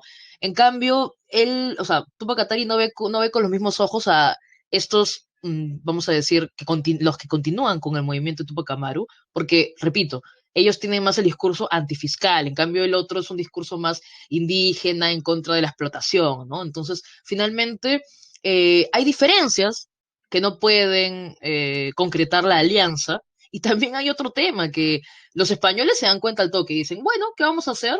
Bueno, como ya han visto cómo ha muerto Tupac Amaru, entonces decimos, ok, los que quieran seguir siendo rebeldes ya saben cómo van a terminar, y los que no, pues pueden acogerse al perdón, ¿no? Y esto es la paz de Sicuani, donde los seguidores de Tupac Amaru prefieren acogerse al perdón de los españoles. Tupac Katari sigue pues rebelde y por eso es que finalmente es ejecutado en La Paz. Entonces, la segunda fase, que la conocemos como la fase del Alto Perú o la fase Aymara, ¿no? Donde lo que queda del movimiento Tupac Amaru busca unirse pues con Tupac Katari, pero son distintos estos movimientos, ¿ok?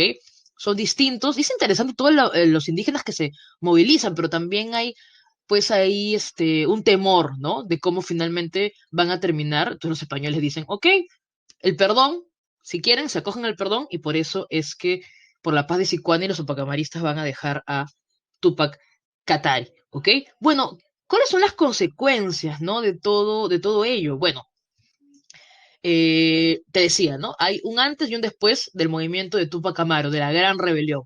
Se van a abolir los corregimientos, por eso se establecen las intendencias a partir de 1784, se crea la audiencia del Cusco, se suprime, ya se elimina el reparto de mercancías, pero también hay un temor, ¿no? Hay un temor muy grande que se desarrolla en relación, pues, los criollos también comienzan a temer a lo que son los indígenas, ¿ok? O sea, imagínate un poco, no estoy justificando nada, sino que imagínate cómo es, pues, por ejemplo, en Lima. O sea, imagínate en Lima, que obviamente los indígenas están desarrollando diferentes labores en la ciudad de Lima, e imagínate que llegan las noticias de que hay un movimiento, pues, donde han quemado gente, ¿no? Han matado gente. Entonces, imagínate que los criollos comienzan a temer a los indígenas, ¿no? Por eso es que vemos mucha represión también como consecuencias de este movimiento, ¿no? O sea, se va a prohibir, por ejemplo, que se lean los comentarios reales, se va a prohibir también que muchos hablen en quechua, se pide también que esta nobleza indígena, que por ejemplo se vestía, ok, a la usanza española, pero utilizaba estos símbolos, por ejemplo, del Tahuantinsuyo, ¿no? O sea, todo eso se prohíbe, ¿no? Se reprime bastante eso porque no quiere que haya un nacionalismo indígena, ¿ok? Pero de todas maneras, como les decía, deja un precedente esta gran rebelión, pues porque está demostrando que es, como les decía, es como que la gota que derrama el vaso. Ya ha habido bastantes, más de 100 insurrecciones indígenas en el siglo XVIII.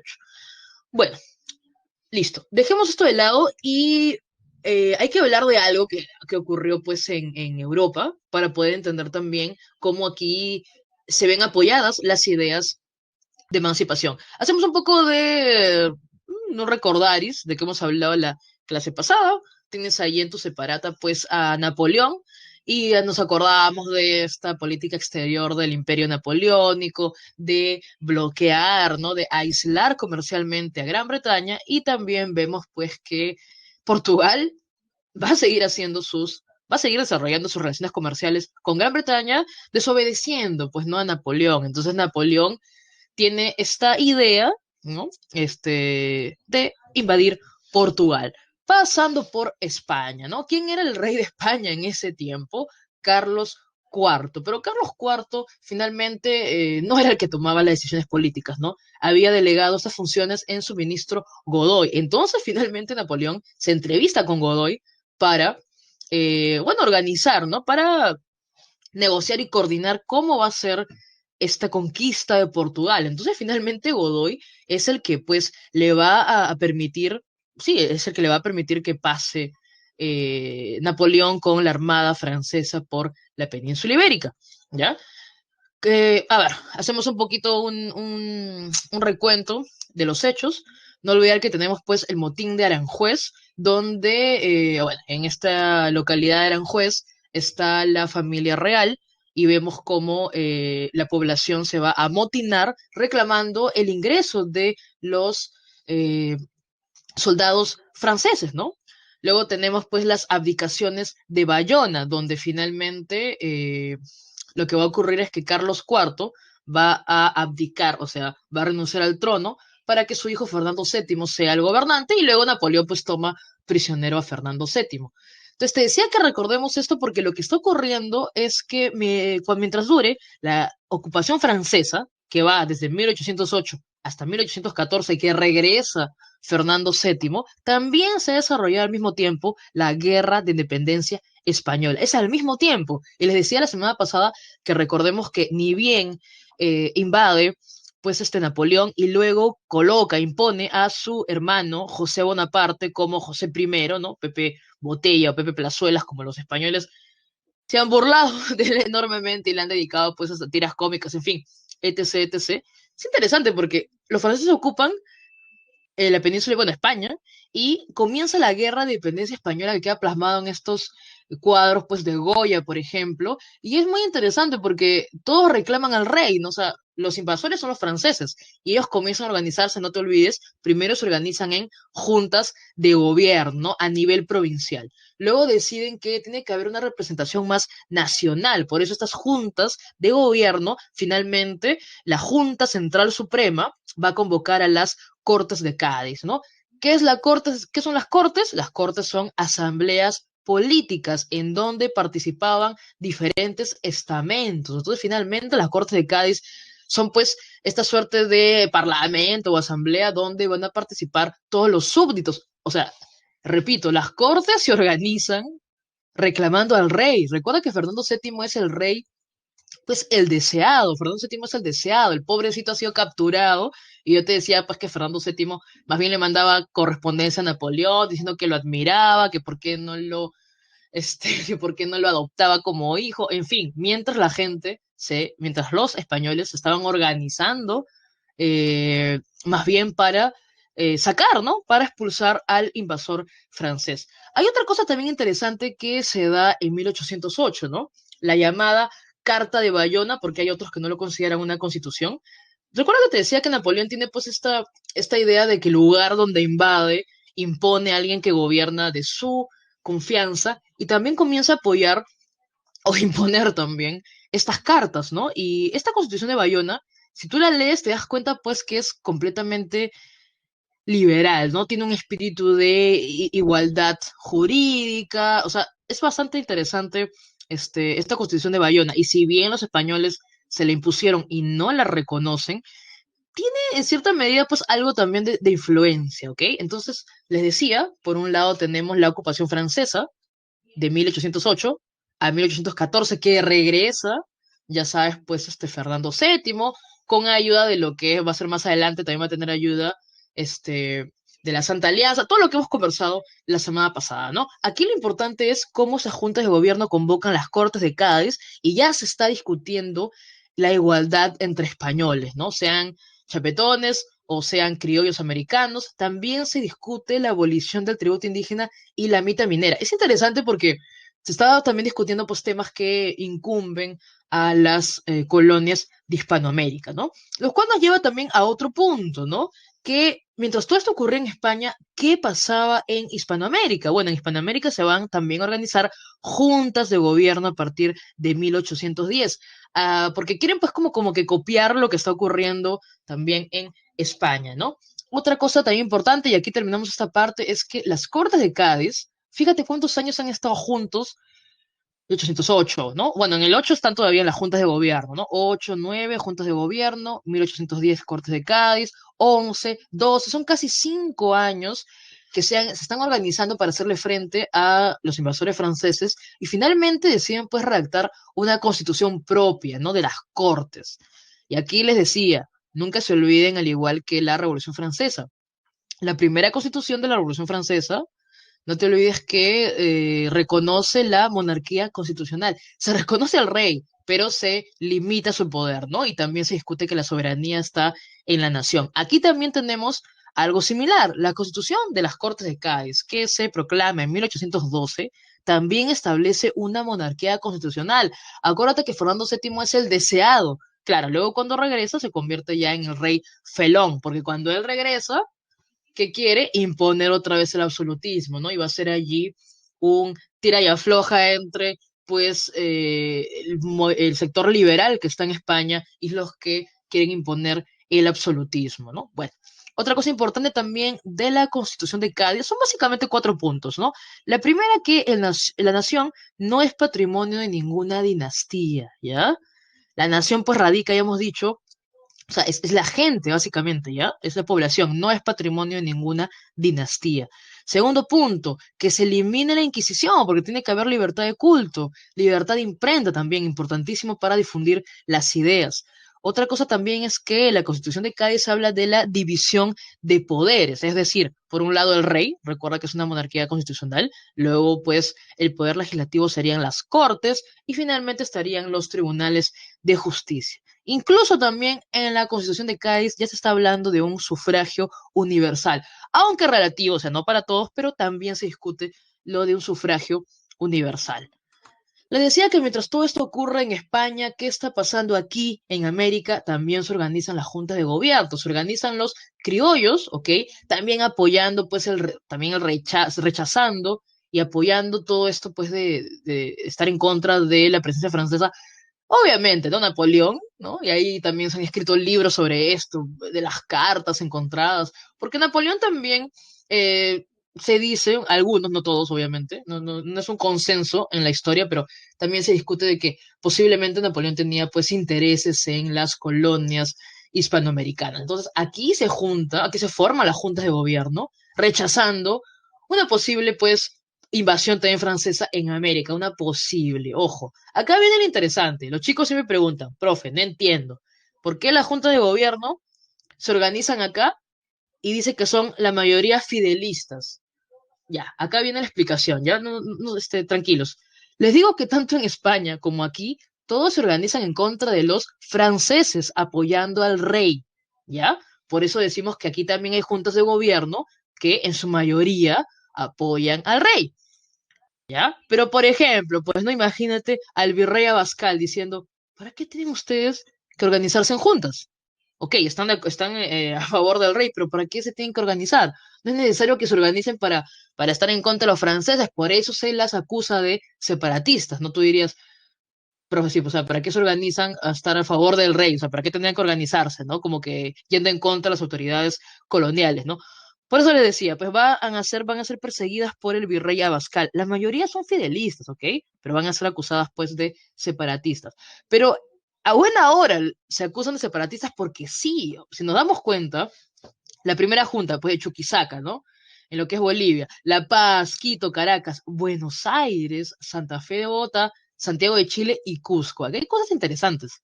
La Junta de Cusco va a ser la junta que organice un levantamiento armado, que es la rebelión, pues, de los hermanos Angulo en Cusco, de 1814 a 1815. Así que en buena hora, es verdad, estas juntas ya se están organizando y discutiendo ideas separatistas. Y por otro lado tenemos que la Junta de Buenos Aires, como también escuchabas en el video, es la junta pues que finalmente va a convocar a don José San Martín, ¿no? Y es la junta que ya había decidido desde un principio la independencia y lo que va a ser más adelante pues conocido como Argentina. Entonces, estas juntas, disculpen, van a ser pues perseguidas por el virrey Abascal. Si te das cuenta, no hubo junta en Lima, porque en Lima está pues el poder recalcitrante de lo que es el virreinato. Perfecto. Antes pues de seguir, bueno, ya, más bien comencemos una vez con lo que es el proceso emancipatorio, ¿no? Pero hay que hacer por siempre la diferencia, lo hemos escuchado también en el cole, precursores y próceres. Unos dicen, otros hacen. Recuerdo que así también te decían a veces en el colegio. Lo que pasa es que hay que diferenciar que por un lado están los ideólogos, ¿ya? Estos pues más que nada influenciados, por ejemplo, como te decía, por la enciclopedia francesa y que van a sacar su propia versión, que es pues esta revista del Mercurio peruano. Y por otro lado están los próceres que van a ser los que se levantan en armas, ¿ok? Entonces, pero hay que diferenciar también que estos ideólogos o precursores también tienen diferencias, ¿ya?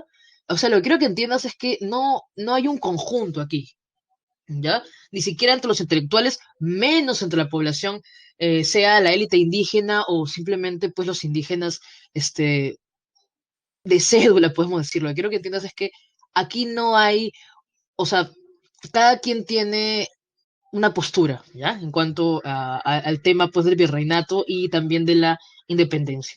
Porque si leemos lo que proponen los ideólogos reformistas, básicamente están de acuerdo con la Constitución de Cádiz, están de acuerdo con una monarquía, pues, constitucional, están de acuerdo con las leyes, pero ellos simplemente quieren mejorar el virreinato. Siento que más bien el problema son, pues, así como decía Tupac Amaru, el mal gobierno, ¿no? Los funcionarios son los que no ejecutan bien su trabajo, ¿ya? Por eso es que hablamos de ideólogos reformistas que quieren mejorar el virreinato. Tenemos pues a Hipólito Unanue, a Toribio Rodríguez de Mendoza, a José Baquijano y Carrillo con este elogio bastante duro, nada de elogios, bastante, una crítica bastante fuerte al virrey Jáuregui en su ingreso, ¿no? Pero por otro lado tenemos sí a los ideólogos que desde un principio, bueno, está José de la Riva Agüero, el inefable José de la Riva Agüero, y también está Juan Pablo Vizcardo y Guzmán.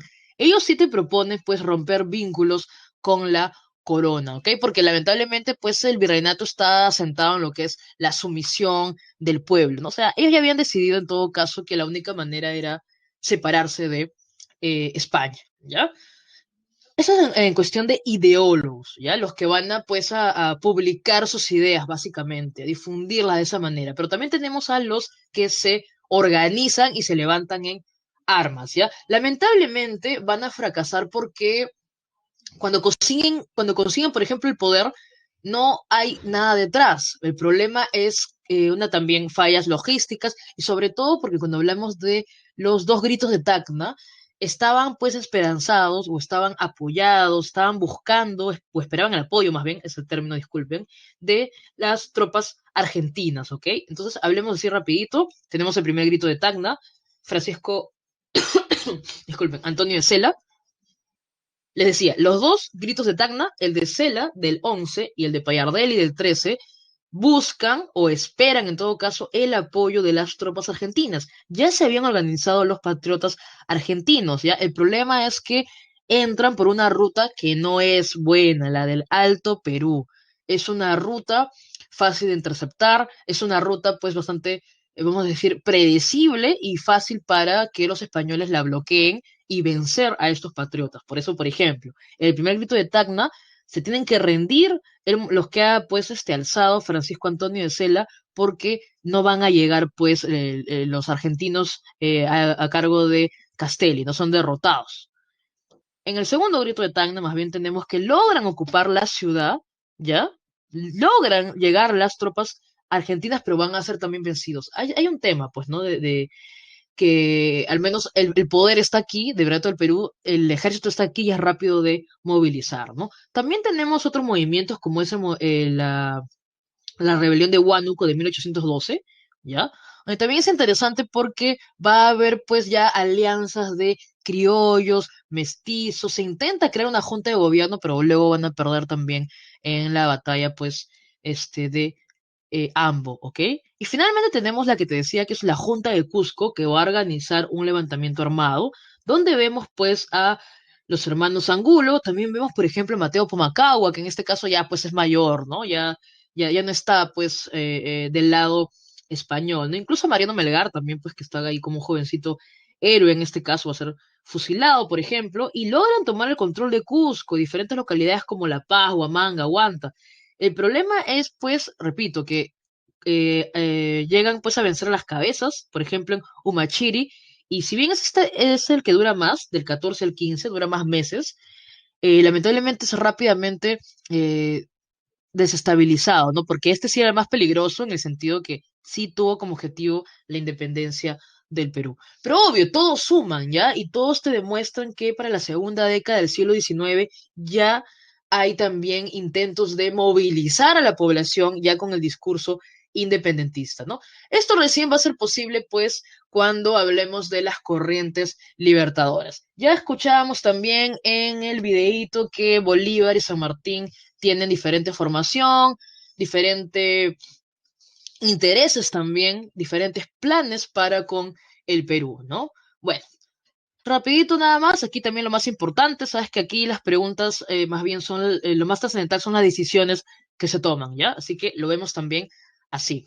La corriente libertadora del sur está pues dirigida por don José de San Martín, ¿no? Aquí el tema, la estrategia es, como es fracaso la ruta del Alto Perú, entonces tenemos que ir por una nueva ruta. El plan de San Martín es llegar por mar, previo paso por Chile, porque los españoles no tienen pues fuerza en este caso o para defenderse por el mar. Entonces el plan de San Martín va a ser llegar pues, o sea, va a llegar al Perú, obvio, pero previo paso por Chile, ¿no? Por eso es que se va pues a gestionar desde 1814 a 1816, pues el dinero, todo para organizar lo que son las fuerzas de la corriente libertadora. Recuerda que crea el regimiento de granaderos a caballo, que finalmente pues va a ser parte del ejército de los Andes, y va a cruzar pues la cordillera, ¿no? En 1817.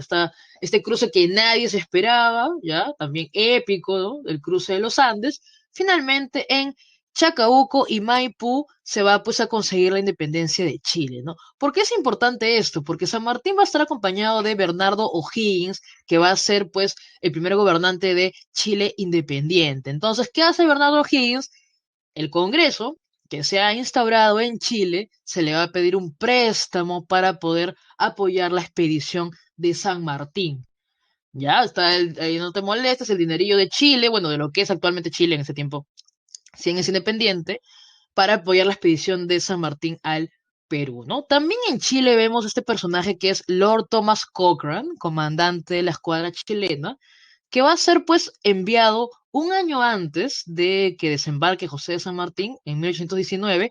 Cochrane va a ser enviado pues a lo que son las costas del Perú para que comience a desarrollar incursiones, a bloquear los puertos, para que vaya preparando, por decir así, pues el camino de lo que va a ser San Martín en 1820, ¿ok? A ver, acá viene lo más importante. San Martín plantea una independencia de tránsito pacífico. O sea, San Martín no quería, pues, que la independencia del Perú sea el resultado de una gran batalla, ¿no? Que sí lo veo más bien, que es la idea, pues, mucho más práctica, mucho más pragmática de Bolívar, ¿no? También no olvides, lo escuchábamos, que el plan de San Martín era, pues, que haya un tránsito. Una república para San Martín no era posible en un territorio, pues, que todavía tenía sus diferencias. Por eso es que San Martín tenía esta idea de una monarquía constitucional, pero como te digo, pues al estilo inglés, ¿no? Al estilo donde el, este, donde el rey, donde este rey, pues que iba a ser elegido, obvio, autónomamente de España, sea pues el rey que prácticamente unifique, ¿no? Al resto de la población. Pero bueno, ya sabes que los intereses de aquí no querían para nada. ¿Qué una monarquía constitucional? No, acá queremos una república, ¿no? Finalmente por eso convocan pues a Bolívar más adelante. Pero vamos así en orden de lo que significa la campaña en Perú. Hace poco nada más, la semana pasada, se celebró pues el desembarco en Paracas, ¿no? Entonces, San Martín desembarca en Paracas. Justo en ese momento ocurre pues declaración de independencia en Trujillo por Torretá, el intendente de Trujillo que se emociona, vamos a ponerlo de esa manera, pero ya. Desembarca en Paracas San Martín, establece su cuartel general en Pisco. Créeme que cuando llega a San Martín no es que toda la gente esté de acuerdo o apoyando a San Martín, ¿ok? Busca entonces encontrarse San Martín, conferenciar con bueno, con quien es el virrey en ese tiempo, pero los que se van a reunir son sus representantes, ¿ok? En la conferencia de Miraflores. ¿Cuál es el problema aquí? A ver, ¿qué está ocurriendo en este tiempo en España, ¿no? Pues hay una rebelión en España y San Martín está más que nada decidido a desarrollar lo que es la independencia. Entonces, aquí la postura del representante de San Martín es la independencia. ¿Cuál es la postura de los representantes del virrey Pezuela? Bueno, que en todo caso respeten la Constitución de Cádiz, que dice bien claro la monarquía constitucional, ¿no? Pero espérate, o sea, San Martín tiene la idea de la monarquía constitucional, pero autónoma, no separada de España, ¿ya? Por eso es que aquí no se llega a un acuerdo porque las posturas son independencia, ¿ok? Y los otros quieren pues que acepten la Constitución de Cádiz, o sea, una monarquía constitucional, pero española, ¿ya?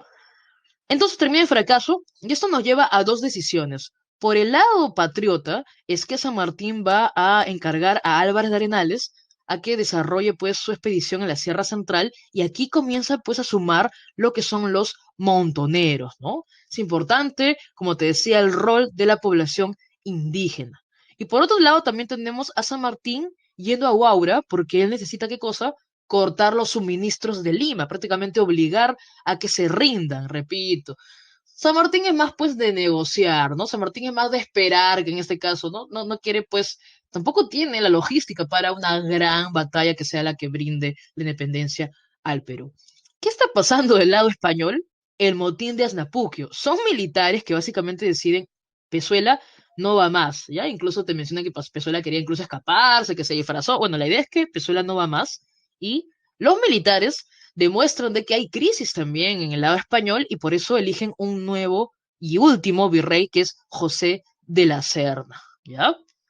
Luego se va a desarrollar la conferencia de Punchauca, donde aquí sí José de la Serna va pues a reunirse con San Martín, pero repito, las posturas son distintas, ¿no? Independencia, y en este caso José de la Serna para que se reconozca la autoridad de España.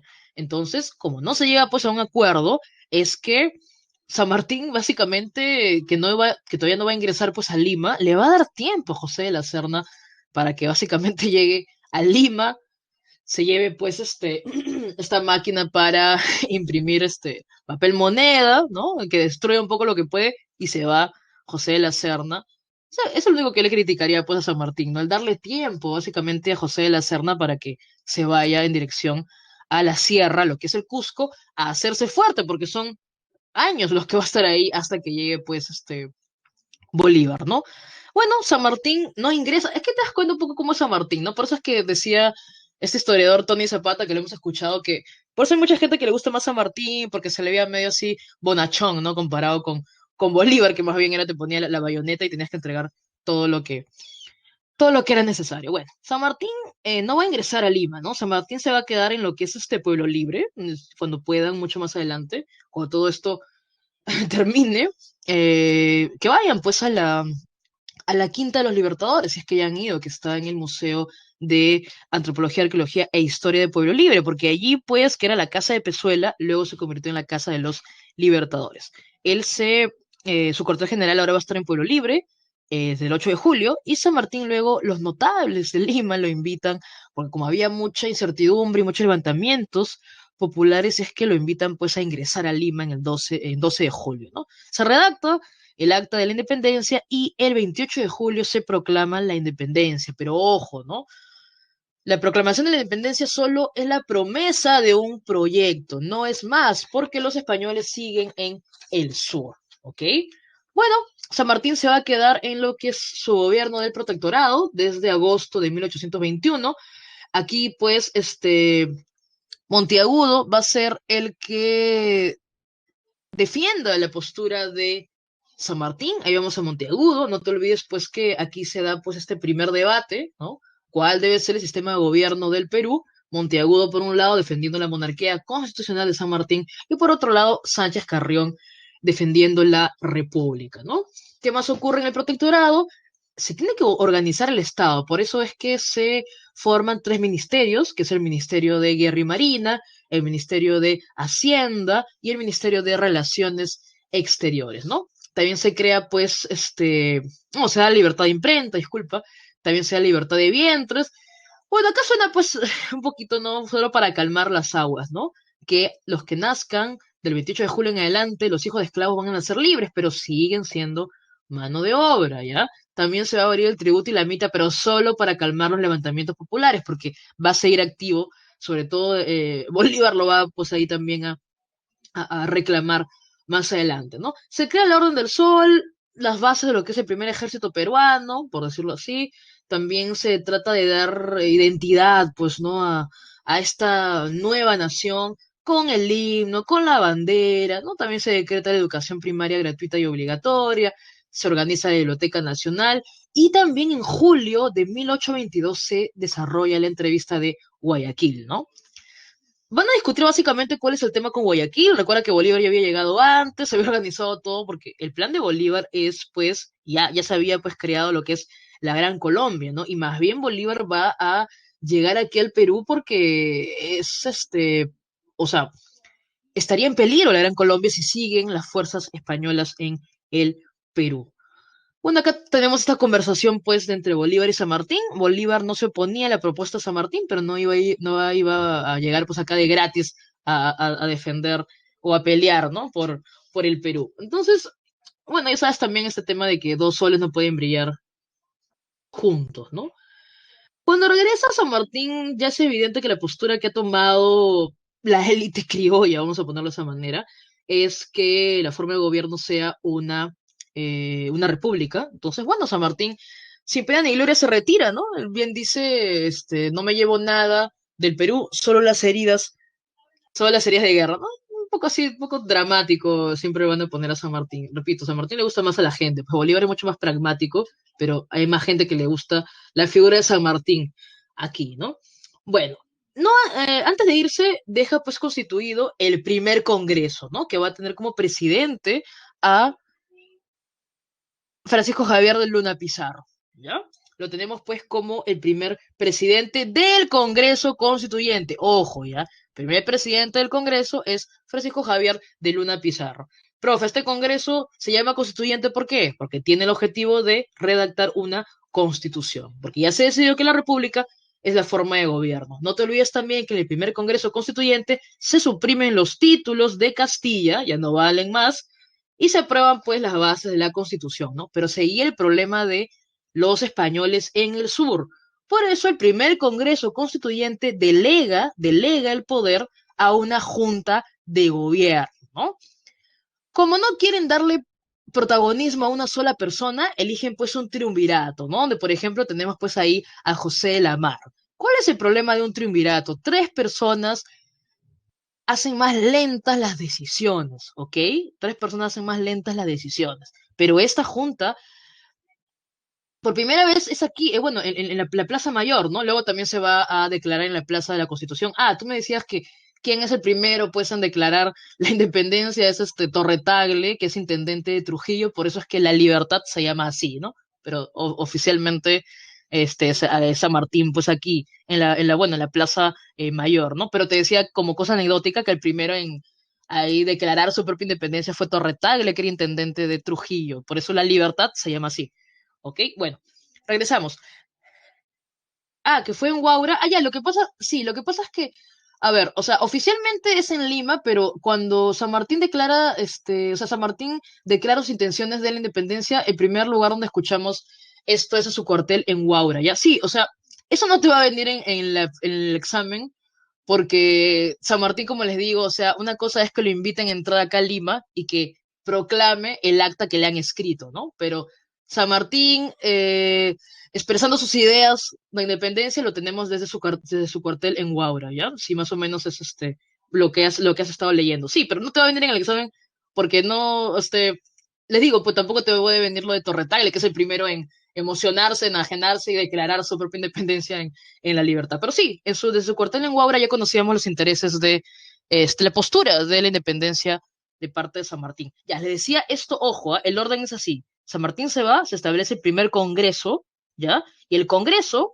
delega el poder a una junta de gobierno, ¿ya? Donde es un triunvirato presidido por José de la Mar. ¿Por qué delegan una junta? Porque la idea es terminar con los españoles que están en el sur. Para eso organizan la primera campaña de puertos intermedios. Si te das cuenta, se llama puertos intermedios porque son los puertos que se encuentran entre lo que sería pues Callao y básicamente, o sea, lo que sería pues, bueno, Valparaíso muy abajo, pero todos estos que ves aquí, ¿no? Los que está acá, por ejemplo, Arica, ¿no? O sea, se llaman puertos intermedios, ¿ya? Pero acá la idea que sepas es que la guerra va a ser allí en lo que es Moquegua y Torata, y que va a ser un fracaso, ¿no? Porque es difícil, como te digo, las decisiones cuando son tres personas las que están a la cabeza, ¿ya? Por eso es que aquí vemos el primer enfrentamiento de los militares contra el Congreso del Perú, ya que lo vamos a ver más adelante cuando hablemos de los militarismos, y aquí los militares le dicen, oye, es muy difícil que haya un triunvirato, no se ponen de acuerdo, las decisiones se hacen largas. Los militares presionan al Congreso para que elijan a un presidente, ¿ya? Tenemos el primer golpe de Estado de la historia del Perú, donde se nombra como presidente a José de la Riva Agüero, que como sabes, como decíamos, solo Bolívar y San Martín han tenido formación militar, pero los que había aquí, no, ¿ok? Bueno, José de la Riva Agüero ha sido impuesto como presidente, ¿no? Por el primer golpe de Estado que tenemos, y él va a ser pues el encargado de organizar la segunda campaña de puertos intermedios, que está bajo el mando de personajes que ya hablaremos más adelante, que son Agustín Gamarra y Andrés de Santa Cruz, ¿no?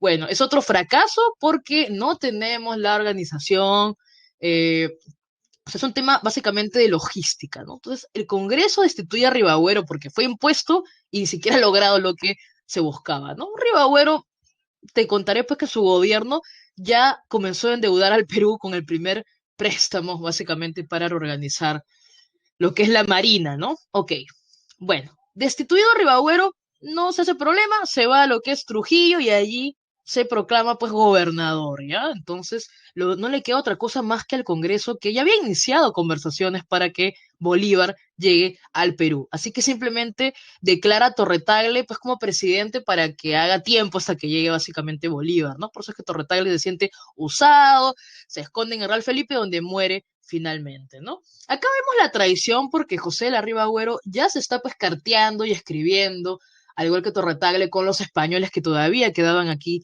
en Lima, ¿no? Justo vamos a recordar entonces que se desarrolla la entrada de Simón Bolívar, que obviamente le ha pedido a el Congreso, pues que le dé todo el poder, ¿no? Por eso les decía que vemos la figura del dictator, ¿ya? Porque se le entrega. Él es la condición que pidió Bolívar para poder él decidir, ¿no? Y ahí vemos pues que Bolívar en San Martín también ocurrió, pero más lo cuentan pues que es de Bolívar, que comienza pues todo lo que son estos secuestros de bienes, incluso de la iglesia, porque él necesita cómo abastecer a su ejército, ¿ok? Entonces la corriente libertadora del norte había pues comenzado lo que es Boyacá, Colombia, Carabobo, Venezuela, Quito, y luego llega a Lima.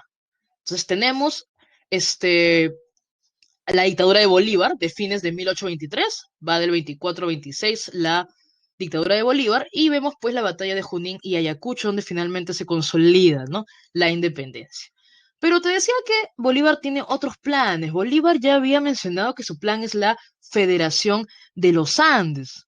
Bueno, el argumento de Bolívar es que hay que hacerle frente al gigante que es Estados Unidos en el norte. Por eso es que ahí está el mapita, ese es el mapa de la federación. Él ya había organizado la Gran Colombia y lo único que restaba era liberar al Perú y luego también recuerda que en 1825 se va a La Paz para crear Bolivia, donde coloca pues a Sucre, su mano derecha, como primer presidente, ¿no? Bueno, acá la cosa es que él quería ser pues así el estilo napoleónico, el dictador, incluso recuerda que tuvimos pues aquí, o sea, brevemente, el Perú perteneció este, a esta pues Federación de los Andes y también tuvimos una constitución vitalicia, ¿no? De Bolívar que luego finalmente queda sin efecto, ¿no? Entonces hay crisis en la Gran Colombia porque los criollos no quieren ser parte de una federación, ellos quieren ser pues un país independiente, una república independiente. Entonces también los sueños de Bolívar se hacen agua, porque finalmente pues va a estar pues Bolivia, por un lado, por otro lado, Ecuador, Colombia, y, profe, ¿qué pasó aquí en el Perú? Bueno, Bolívar se retira del Perú, se deja pues encargado antes de Santa Cruz, que lo que hace es convocar a las elecciones, restablece el Congreso y en las elecciones gana José Lamar, ¿no? Que es el primer presidente, pero constitucional del Perú, ¿ya? Bueno, entonces eso es a grandes rasgos lo que el proceso de independencia. Vamos a contestar las preguntas. Eh, no olvidar que aquí ya están comenzando pues las diferencias y los intereses personales, sobre todo de los caudillos militares que nos toca ver de aquí también las semanas que vienen. Bueno, la número uno, te decía, siempre recuerda las reformas, las organizamos políticas, eclesiásticas, económicas. Aquí la pregunta es por las reformas a nivel político, ¿ok? A ver, ¿cuáles serán las reformas a nivel político? Las reformas borbónicas a nivel político. A ver, de las alternativas, le dejo igual ahí la encuesta. Las alternativas, a ver, las económicas. ¿Real audiencia del Cusco? Sí. ¿Influencia de los criollos reducirla? Sí. ¿Expulsión de los jesuitas? ¿Política? No. ¿Establecimiento de las intendencias? Sí. ¿Implantación de la escolástica? No, al contrario, más bien aquí va a entrar pues el regalismo y por eso es que se va a expulsar a los jesuitas también de la educación, ¿no? Era una reforma educativa. Así que la uno sería la letra A, ¿ya? La uno es la letra A. Por favor, listo. La uno ya tenemos la letra A. Chévere. La 2. ¿Por qué ganó Mateo Pomacagua? Disculpa, estoy pensando en Mateo Pomacagua. ¿Por qué gana este movimiento liderado por Santos Atahualpa? Dura casi 10 años este movimiento. Bueno, porque conocen el terreno y porque hacen la guerra de guerrillas. Así de sencillo. Así que la 2 es la letra B, ¿ya? 1A, 2B. La 3. ¿Qué simbolizó las Cortes? CAES es una asamblea, un parlamento donde finalmente están representados todos los súbditos del reino, ¿no? La 3 sería la letra D. La 3 es la letra D. La 4, a ver, verdadero y falso, a ver. 4. ¿San Martín planteó llegar desde Chile por mar? Sí. ¿La llegada de San Martín a Pisco generó el apoyo total? No, ya no lo apoyan. Incluso la élite indígena nunca estuvo de acuerdo con la independencia, ¿ya? Falso. 3. El motín de Asnapuque fue una clara evidencia de la crisis. Claro, se bajan a Pezuela y nombran a La Serna, verdadero. Luego la conferencia de Punchauca, José de la Serna, sí, se va de Lima y se dirige a la sierra. Así que la 4 sería la letra A. Ya, y la 5 es una copla, ¿no? Ahí los españoles burlándose, ¿no? Congresito, ¿cómo estamos tras el tristras de Moquegua? Acuérdate que nos ganaron, pues, en Torata y Moquegua en la primera campaña de Puertos Intermedios, ¿no? Congresito, ¿cómo estamos tras el tristras de Moquegua? De aquí a Lima hay una legua. ¿Te vas, te vienes o nos vamos? Los españoles se están burlando, pues, con esta copla del Congreso de la República Peruana, ¿no? La 5 sería la letra C.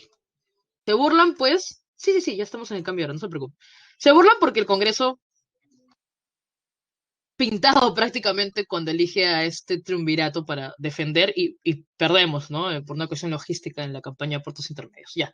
La 1, A, la 2, B, la 3, dedo, la 4, avión y la 5, casa. ¿Ya? Esas serían las alternativas. Gracias, Diego y Jean-Pierre, por compartir las alternativas. Entonces, chicos, listo, que tengan, estamos martes todavía, que tengan buena semana.